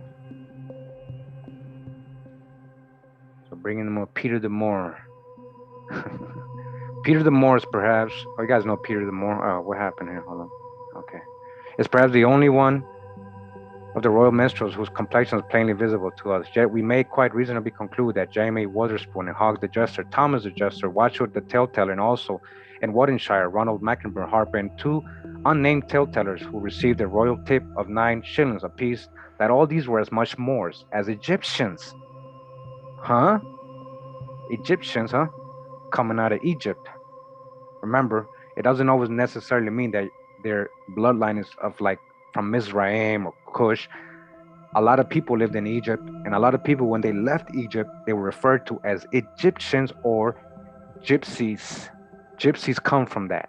The word gypsy comes from Egyptian. Now, as any of their contemporary junglers or raised blackamoor mountebanks of later day, there is not the least dubiety as to the minstrels and flingers who danced before King James V and at Horro House in the year 1530. For there are styled Egyptians, and when a 16th century Englishman, Marlowe, says that every Moorish fool can teach that which men think of the height of human reach, all right?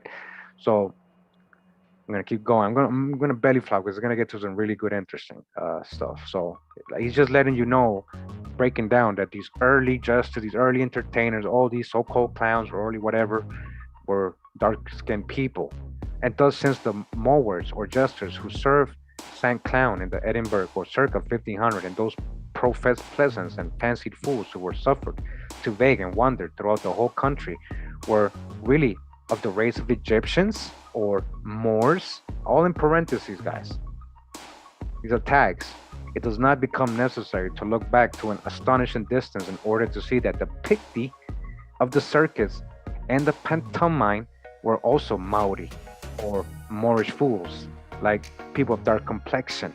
The Pictish people resembled in feature the thick-lipped Moors of heraldry, or the blubber-lipped Siwatoks of the Hebrides, or those Lothian colliers described by Hugh Miller, who were probably Mr. Simpson's indicates of gypsy extraction. You guys are gonna see how it's all gonna connect. Or the ugly giants caricatured in Welsh tradition, or if to put it ethnologically, this section of the ancestry of the British Melanochroi possessed the remarkably, so he's talking about melanated people, Melanochroi, the British Melanochroi, the melanated people of British, possessed the remarkably coarse and flexible lips that Mr. Huxley assigns to the astrolioid division of humanity, to which the ancient Egyptians belonged. Then the fancied fool of that period did not require to paint a huge grinding mouth around the margin of his own, for he did not require to wear a skin-tight coat, showing an apparently bald or partially shaven head, because to shave the head like a fool or after the fashion of a roguish fool has been a proverbial expression in the highlands, as well as the lowlands of Scotland, from time immemorial. Nor was the white paint upon his face a superfluity, as it is now, for his complexion was that of the swarthy Egyptian Moors. Swarthy Egyptian Moors. All right, so what's going on in the chat? All right, yeah, hey, Casey, don't come interrupt here. Don't come question here. We're in a presentation. You can contact me directly. I'm on Telegram, Instagram, and my email. If anybody likes to share with her, go ahead. If not, don't worry. You can find me. That's like anybody else does. Let's not interrupt the presentation. It's not about what I think about so-called white people. That's a crayon color. Know yourself. Do your genealogy, and don't call yourself a crayon color. And pay attention, and let's not interrupt. Thank you, Casey. All right. The Picto-Moorish identity. Okay, again, Casey. Swarthy Egyptian Moors, all right? This is an anthropological book from the 1800s. The Picto-Moorish identity has become less and less visible during the lapse of time. Reed, the mountebank, and his blackamoor shows us that 2 centuries ago, the painted clown of southern Scotland was a Moor. All right, guys? And the brown-skinned painted mignon of Goethe suggests that the strolling tumblers and jugglers of Germany were dark-skinned gypsies. All right? Egyptians, dark-skinned gypsies in the 18th century. That, remember my gypsy video, guys? We've shown so much references, primary sources, genealogy. All right, this is not about blackwashing or hating or trying to self-hate or anything like that. If anybody thinks that in the crowd, you're new to the channel. Try to take the time to go over the videos and Get in the classroom, learn. No more opinions, learn, know, not believe. I think, I assume, I think, I believe. Learn so you can say, I know this. And when you say I know, you better have the source or you better have some kind of something. So that the strolling players of Germany at the same period were also gypsies has been assumed from another passage in William Meister, and that those of 17th century Scotland were Egyptians, in parentheses. Don't think today's modern Egyptians, guys. We know from the statement that these people acted plays yearly during May and June at the stanks of Roslin. One would at first think that the social revolutions of the past few generations must have utterly destroyed all traces of connection that has once existed between certain occupation and a certain race. And yet, a student of gypsy life has plainly told us that there is a distinct leaven of gypsiness among our nomadic actors, mountebanks, and musicians. The last of these, in many instances, are accustomed to blacken their faces artificially, that they might be better passed for Moors, while those who act as clowns presumably paint their faces of various colors, and the language called Romanis. Okay, I told you it's all going to start connecting. You'll see Romanis, Romani Jews, right? Romani Jews from Egypt, ancient Egypt, Tamari, Romanis. It's more or less familiar to all these. Whether the same connection is at all visible in our more sedentary circuses and trends that hardly be settled present. All right, so let's see. So just wanted to show that, just to show that, you know, they're literally telling you that, because these people became known as gypsies, these same so-called Moorish people, the dark-skinned people, you're saying, right? So,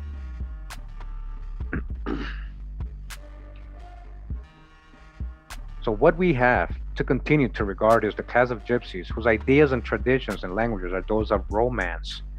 Romance language, Romance. Remember, they said the inscription was these people, the Toltecs, these Rhadanites were speaking a Romanized language. And the class with which these ideas, traditions, and language are most identified is the class thus described by Mr. Burrow. Their complexion is dark, but not disagreeably so. Their faces are oval, their features regular, their foreheads rather low, and their hands and feet small. The men are taller than the English peasantry and far more active. They all speak English language with fluency, and in their gait and demeanor are easy and graceful. In both respects, standing in striking contrast with the peasantry, who in speech are slow and uncouth, and in manner dogged and brutal. These people, who according to Mr. Simpson and Mr. Burrow are imbued with the feeling of contempt for agriculture, is so striking in the poems of the Trovers, are the people who are even yet identified with minstrelsy, and whose speech is that of the Trovers of the Middle Ages, the language known as Romanis or Romance. Okay, Romanis or Romance. The identity of the Romanis with Romance is almost asserted by Mr. Lucas in his Jet Home History. He therein tells us that gypsies call their language not only Romani, okay, Romani, didn't the inscription say they are the Romani, but much more frequently Romanis, and sometimes, as Miss Elise Lee, Romanish, which comes to the well-known form Romance languages, about which no doubt exists. I told you guys this is all a tag. What so-called Romans? They fooled us into thinking there was an actual nation of people called Romans and Greeks, guys. This is what I'm trying to tell you. That's what I've been trying to tell you this whole time. I hope you're starting to understand. Speaking of this word romance, Mr. Skeek says this peculiar form is believed to have arisen from the late Latin adverb romanis, so that Romani loci was translated into Old French by parler romance. All these are clearly so many different spellings and accentuates of the same word. Okay? All right, moving on. So I got some notes here, like, there's a lot to read in this book, but I just want to read certain things, right? It says here, chapter 8. Again, we're going to read every chapter of this, guys. This is a really good book. We're going to pull out the babies, and we're going to dodge the hijack. I'm going to make all the connections with all the other research and books that we've read, So when one attempts to show that British Romanis, again, British Romanis, right? British Romanis. Okay. Hold on, guys. British Romanis. Didn't weren't we just reading in the other book that they spoke in old Breton, old kind of Breton Latin, old type of Breton Ogham, mixed with Hebrew, like Mesoteric as they're calling it, Celtic, right? The people, Romani, they even had the words Romani scratched above on the Albion cross. Romani. Okay. So, in the Middle and Dark Age, it is plain that one cannot stop there because the Romanesque languages are derived from something that is akin to Latin. I just showed you what Latin comes from, right? The Old Latin. And consequently, to connect the languages of modern Romani with the Romanesque tongues of the days of chivalry is to do everything but state that the modern Romani have received their language, if not their blood, from their famous historical namesakes. It is, of course, an accepted belief at present that the Romanesque languages, as the expression is generally understood, are all derived from the historical Romans. All right, so this is what they're saying is what they teach us, right? And have nothing to do with the Romani tribes at all. This is literally what they teach us, guys. They don't want you to do the connections. Because if you start really following the ancient Romani or the old Romani, they'll go right into America. And we're reading about them here in this other book about the Rhadanites and Rhoda and these so-called Romans or Romani, right? They're literally writing in Hebrew and all that. Who are these Romani, Romans, right? None. So now, he's going to say, now, one of the first things that must strike anyone who takes up this subject with an unbiased judgment, don't be biased, is the curious fact that while a historical race of Romani has affected the condition of Europe to an immense degree, and although an existing race of Romani possessed of many distinct individual traits is yet found all over Europe, no attempt to connect the two has ever been made. Gypsyologists, instead of looking to Italy for the origin of this name, go further afield, even that to Romania, to Egypt, and to Hindustan. All right, not India, Hindustan. That was the name of it. That the Rome of India and of Europe have come from one common source need not be disputed, and that's a fact right there.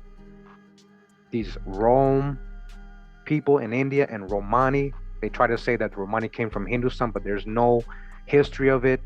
They can't prove the migration. There's no evidence of them moving through those areas from India all the way to Europe. They would have to go through like Arab lands and India, Pakistan. They would have to go through they would have left the track. They didn't.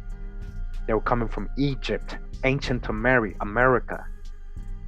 That's why there's a common source for both of them, because we went to India too, guys. Bharat is Britan, Brit, but the Bharat is Brit. Same. So, where are we? So, that the Rome of India, Europe, have come from one common source need not be disputed. Right? They come from the same source. That doesn't mean that the Romani came out of the ones in India. But why should we look to such a distance in time and space to find the origin of our Romani when we know that their namesakes have made themselves famous at a period and in territory that, comparatively speaking, is nearer, at least, than ancient Egypt or India? It is wrong to say that all gypsyologists have ignored this resemblance. Barrow, for instance, speaks of his gypsies as Romans.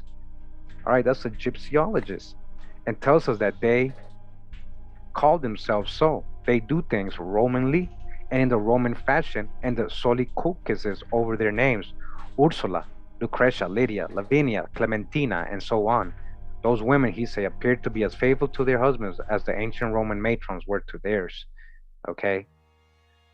So, to prevent confusion, it is well to remember before going further that the language called Romanis and the people called Romani only belong to one division of the gypsies of Britain. Setting aside Xanthrocorphic gypsies altogether, though this is what Mr. Simon refuses to do, there are still two distinct kinds of dark-skinned gypsies. Though Mr. Leland, while recognizing this entirely different origin, gives them the one common name of Romani.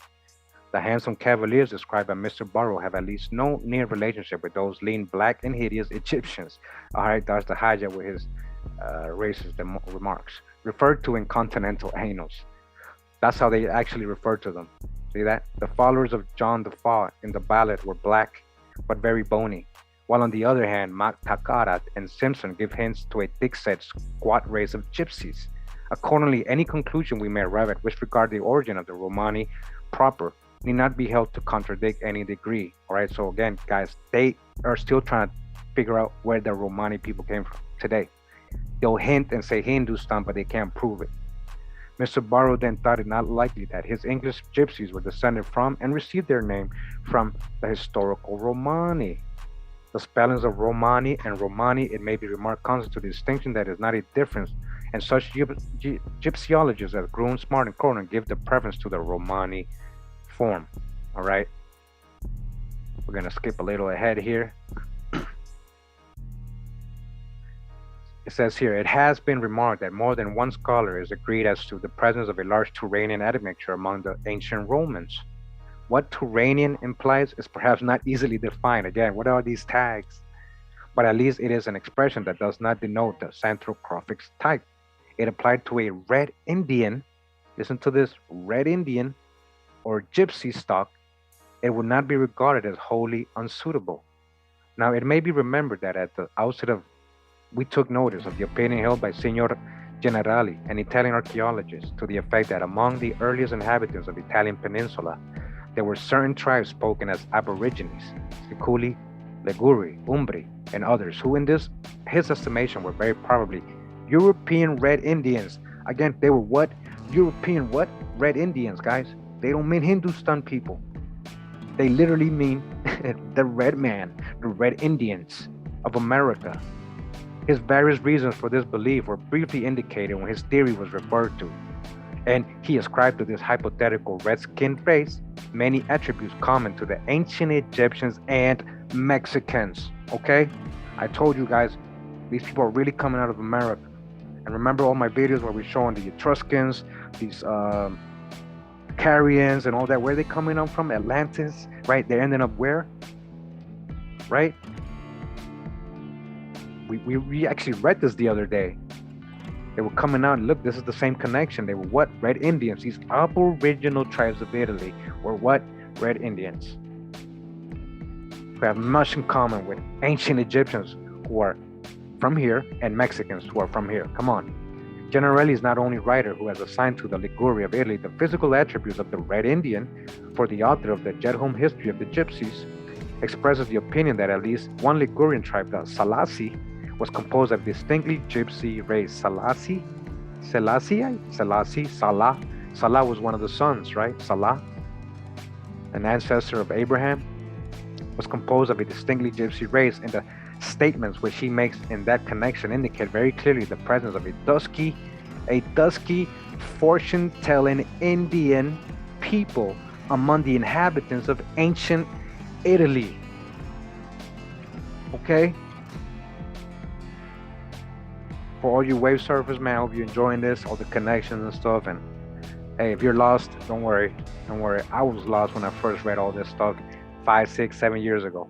I'm like, but how do I connect this? How do we prove this? How? You just got to keep reading. You just got to keep reading, doing your genealogy and doing the research. And that's it. You'll see how it all starts connecting. How it all starts connecting when you quit thinking out of Africa or out of Mesopotamia over there. You gotta break out of that, and then you'll be able to see clearly what these books are really saying, right? He quotes Juvenal to show that in ancient Italy, as in ancient modern England, there were soothsayers who told fortunes on consideration of receiving a sum of money, and that those Italian soothsayers, like their congenitors of ancient England and of Persia, interpreted by such means as the lines of the hand and the entrails of animals, and presumably by the stars and by the dreams. And the complexion of such people is indicated by Juvenal when he states that he hired virgin or Indian augur will give an answer to the rich, and that the rich Roman requires at his table the Indian or duskier hue than the Moor. Duskier than the Moor? Remember what they said about the gypsies in Louisiana, guys? We just read this too, like 2 weeks ago. What did they say about the gypsies? They were like a very more dark than the actual Negroes there. They were like a weird, strange, dark race of Negroes that they didn't know. That's how they describe the gypsies in Louisiana. All right, and the newspaper from the 1800s, talking about what people are seeing. All right, that's a newspaper report of what the person was seeing. What proportion those races bore to the entire population of ancient Italy is, of course, quite uncertain.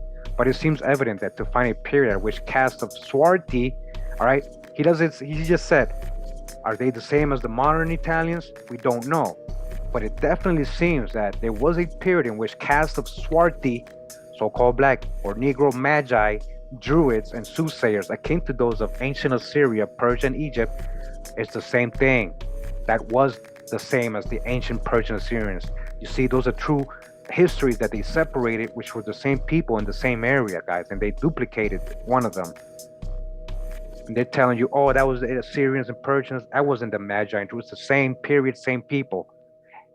They duplicated one of them. Okay? So, again, these people are all living in Italy and England and did not inhabit the west of Europe, inclusive of the British Islands. We must look for beyond the period of Caesar's conquest.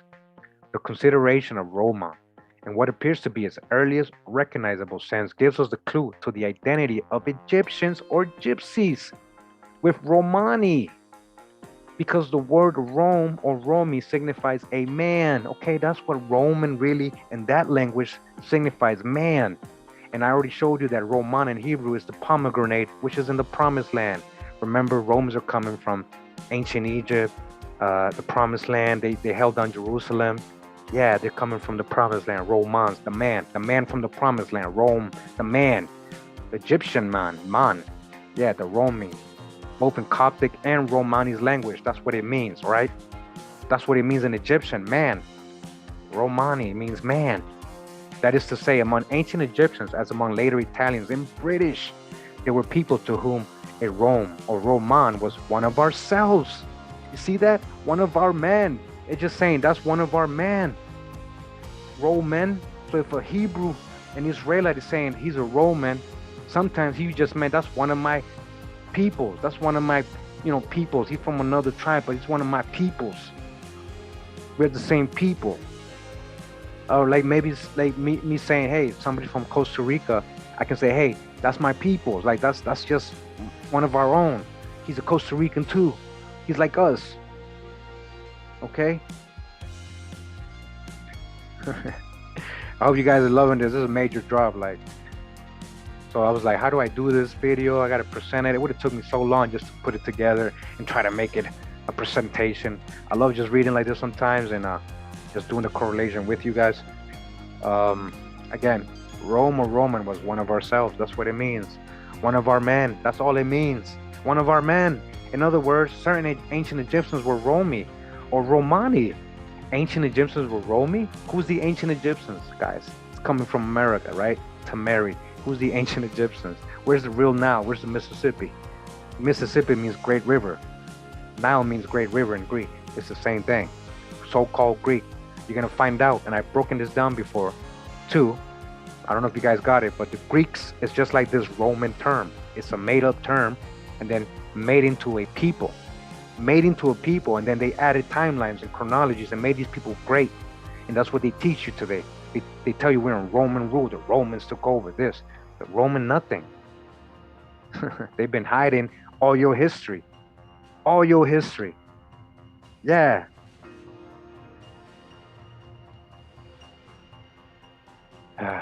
In other words, the writer from whom the foreign facts are chiefly taken, Mr. Lucas distinctly draws the founders of Rome from ancient Egypt.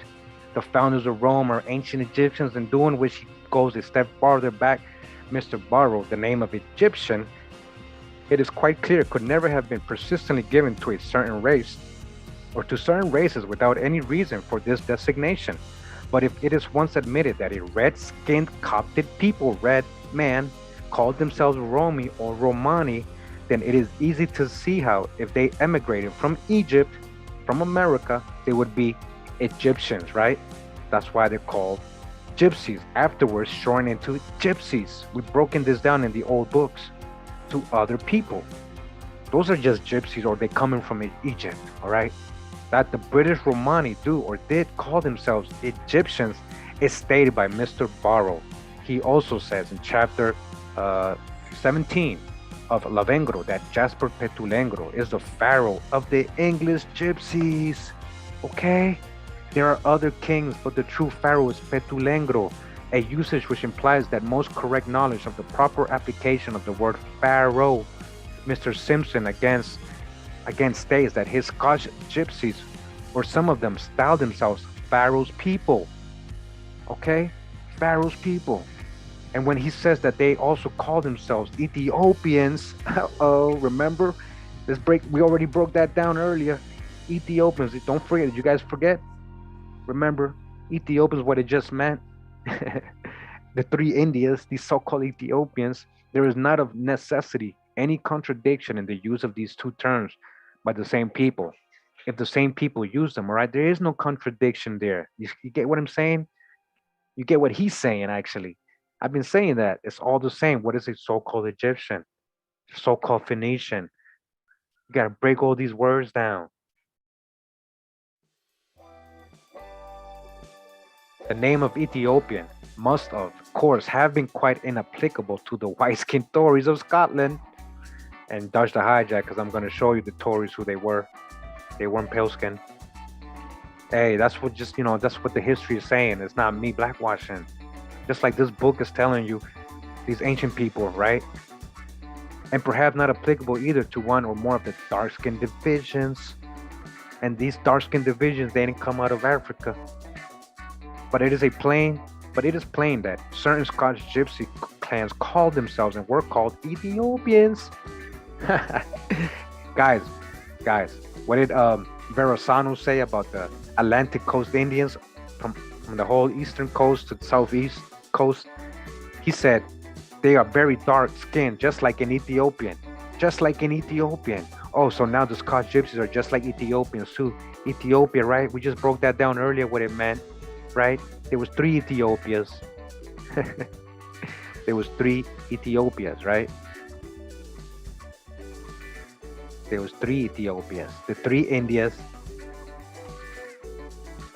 all right, and 3 Ethiopias. That's what we were reading earlier, if you just got here. Mr. Simon says of some of them, they persisted in their own tradition that they were a tribe of Ethiopians. And John of the Fall, in a pardon dated February 15, 1615, they formally styled Johannes Fall Ethiopians, right, like Egyptian. I think it must be conceded, remarks Mr. Lucas, from whose Jet Home history the foregoing clauses are extracted, that some at least of the Scottish gypsies did come, as they averred, through Ethiopia and Egypt, right? Through Ethiopia, right? The Atlantic Ocean was called Ethiopian Ocean. Yeah, they went through the Atlantic Ethiopian Ocean, and they came from ancient Egypt. Yep, having made a long enough stay in Nubia or Ethiopia to have forgotten India.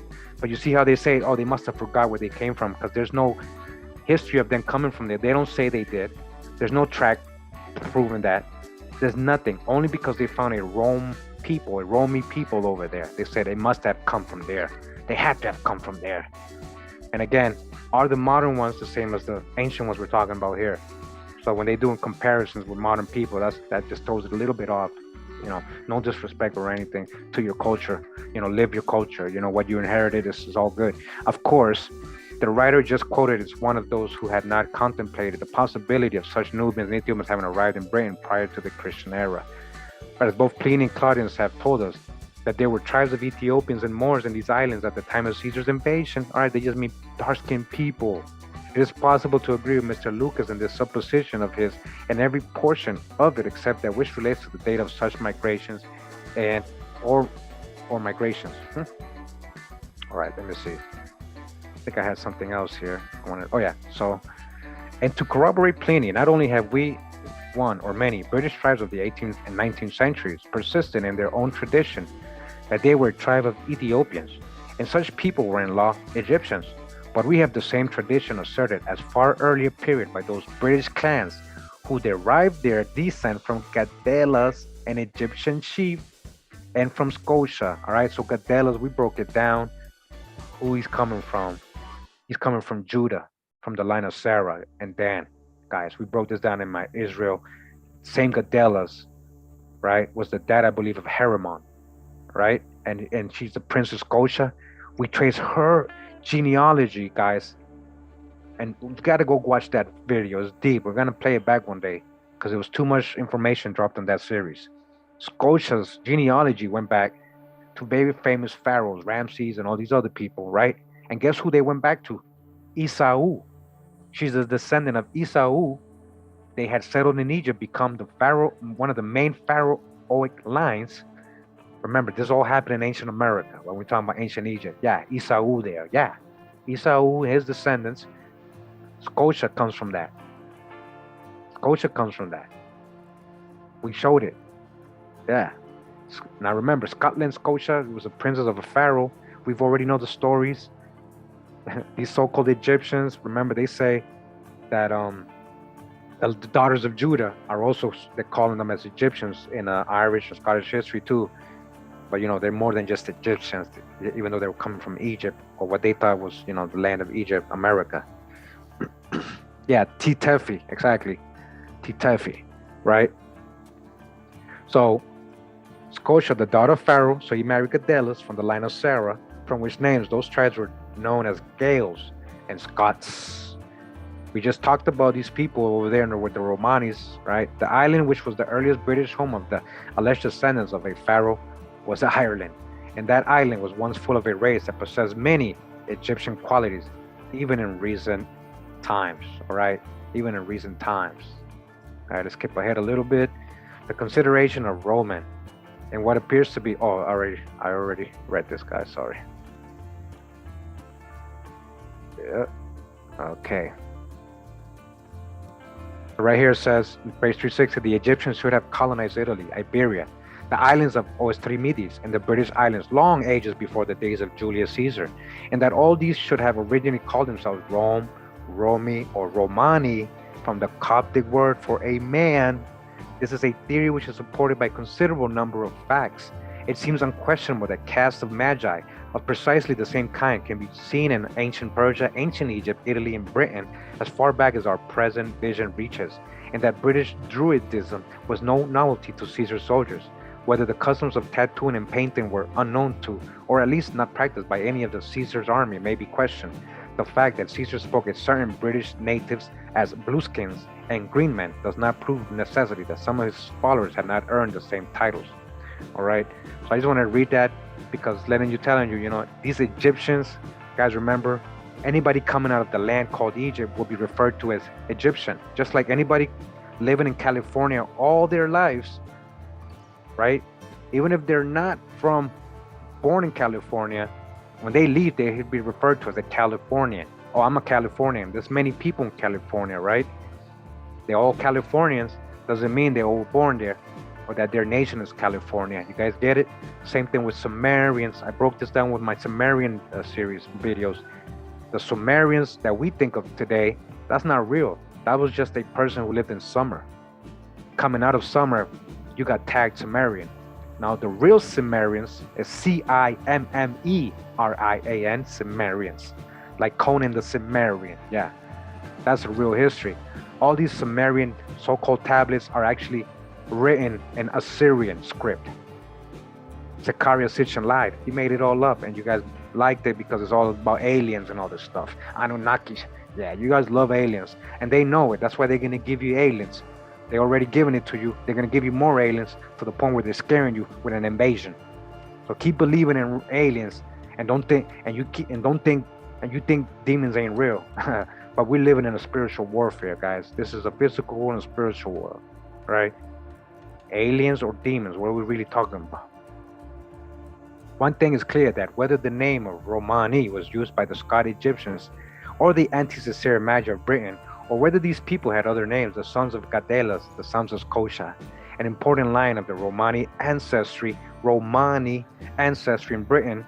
In Britain, Romani Britons, right? Just like the ones in Tucson, Arizona, was brought in with Caesar or by his successors, the Romanis, that Skene tells us were dominant Anadale, Clydesdale, and Trailsdale. All right, so when I was saying earlier, guys, they see it in reverse. This is what I mean. This is the other side of the story.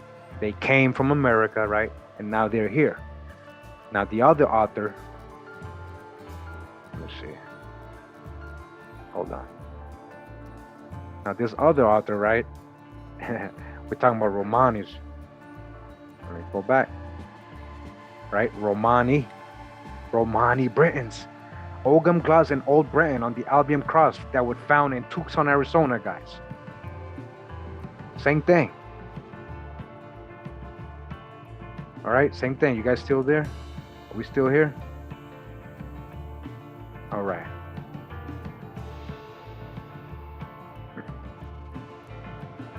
How long we been on, guys? Okay.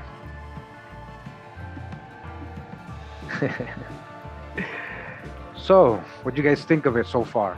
What do you guys think so far? We still got a whole, book to read here. I mean, it's not long. But check this out. We're gonna end it right here, guys. I'm sorry. We're gonna come back on the next part and finish this book and show you some other things.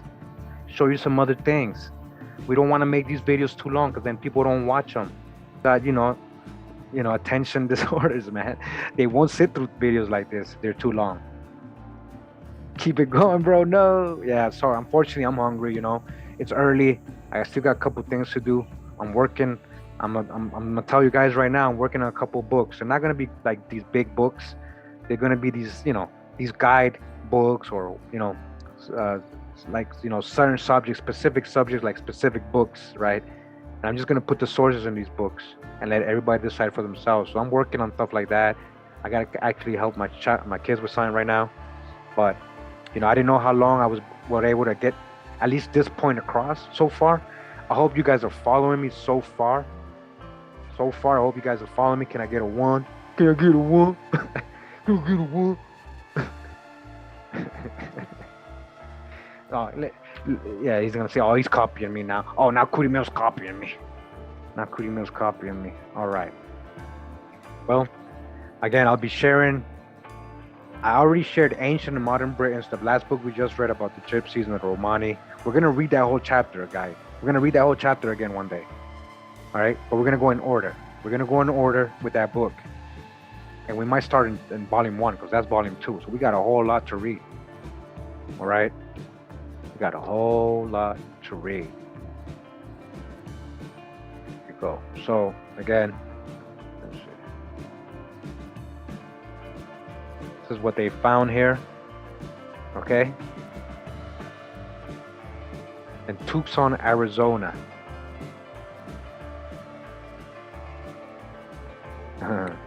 Much love for you guys too. Much love.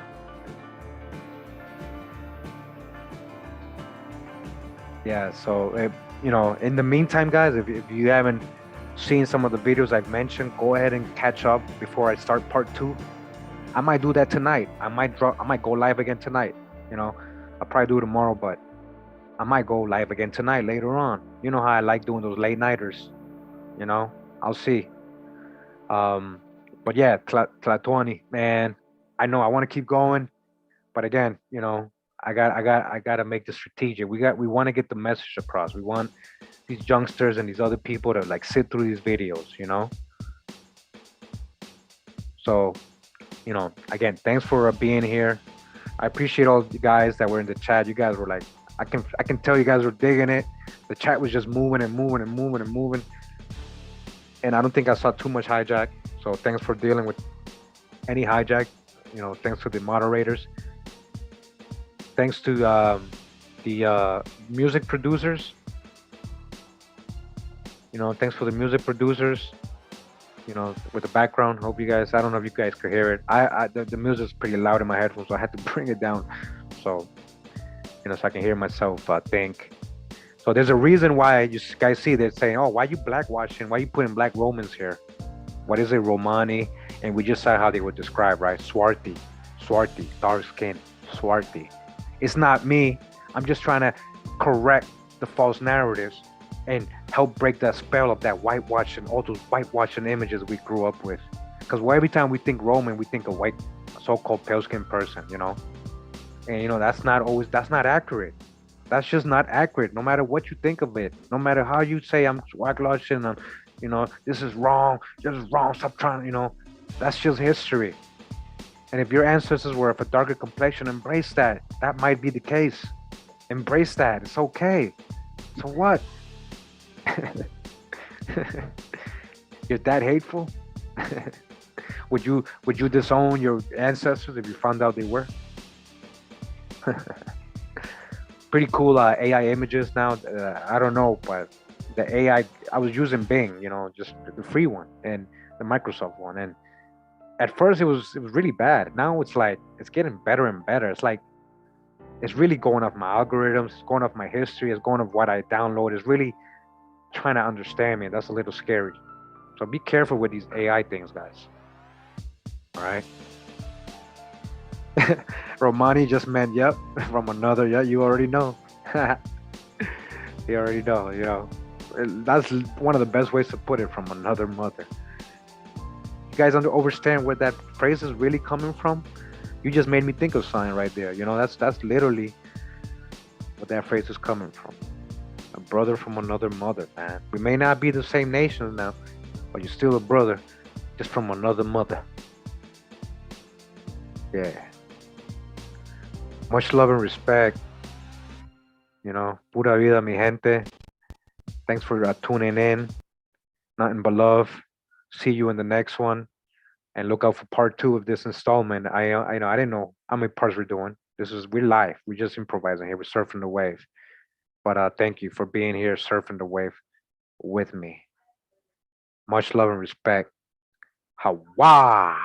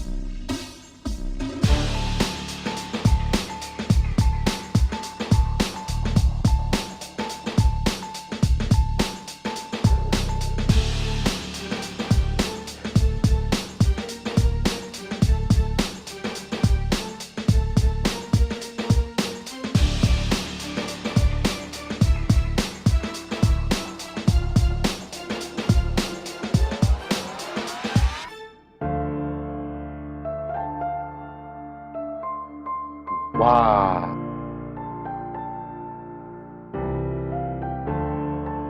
Wow.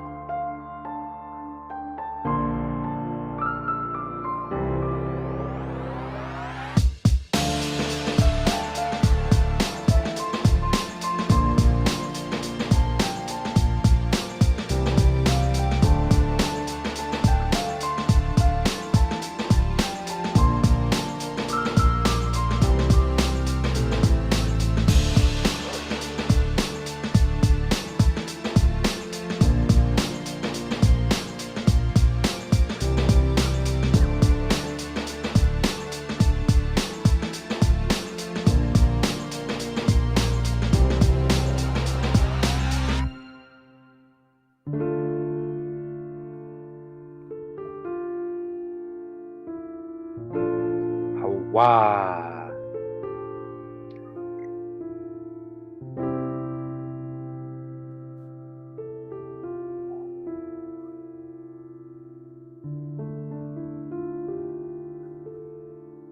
Oh, wow. Love y'all.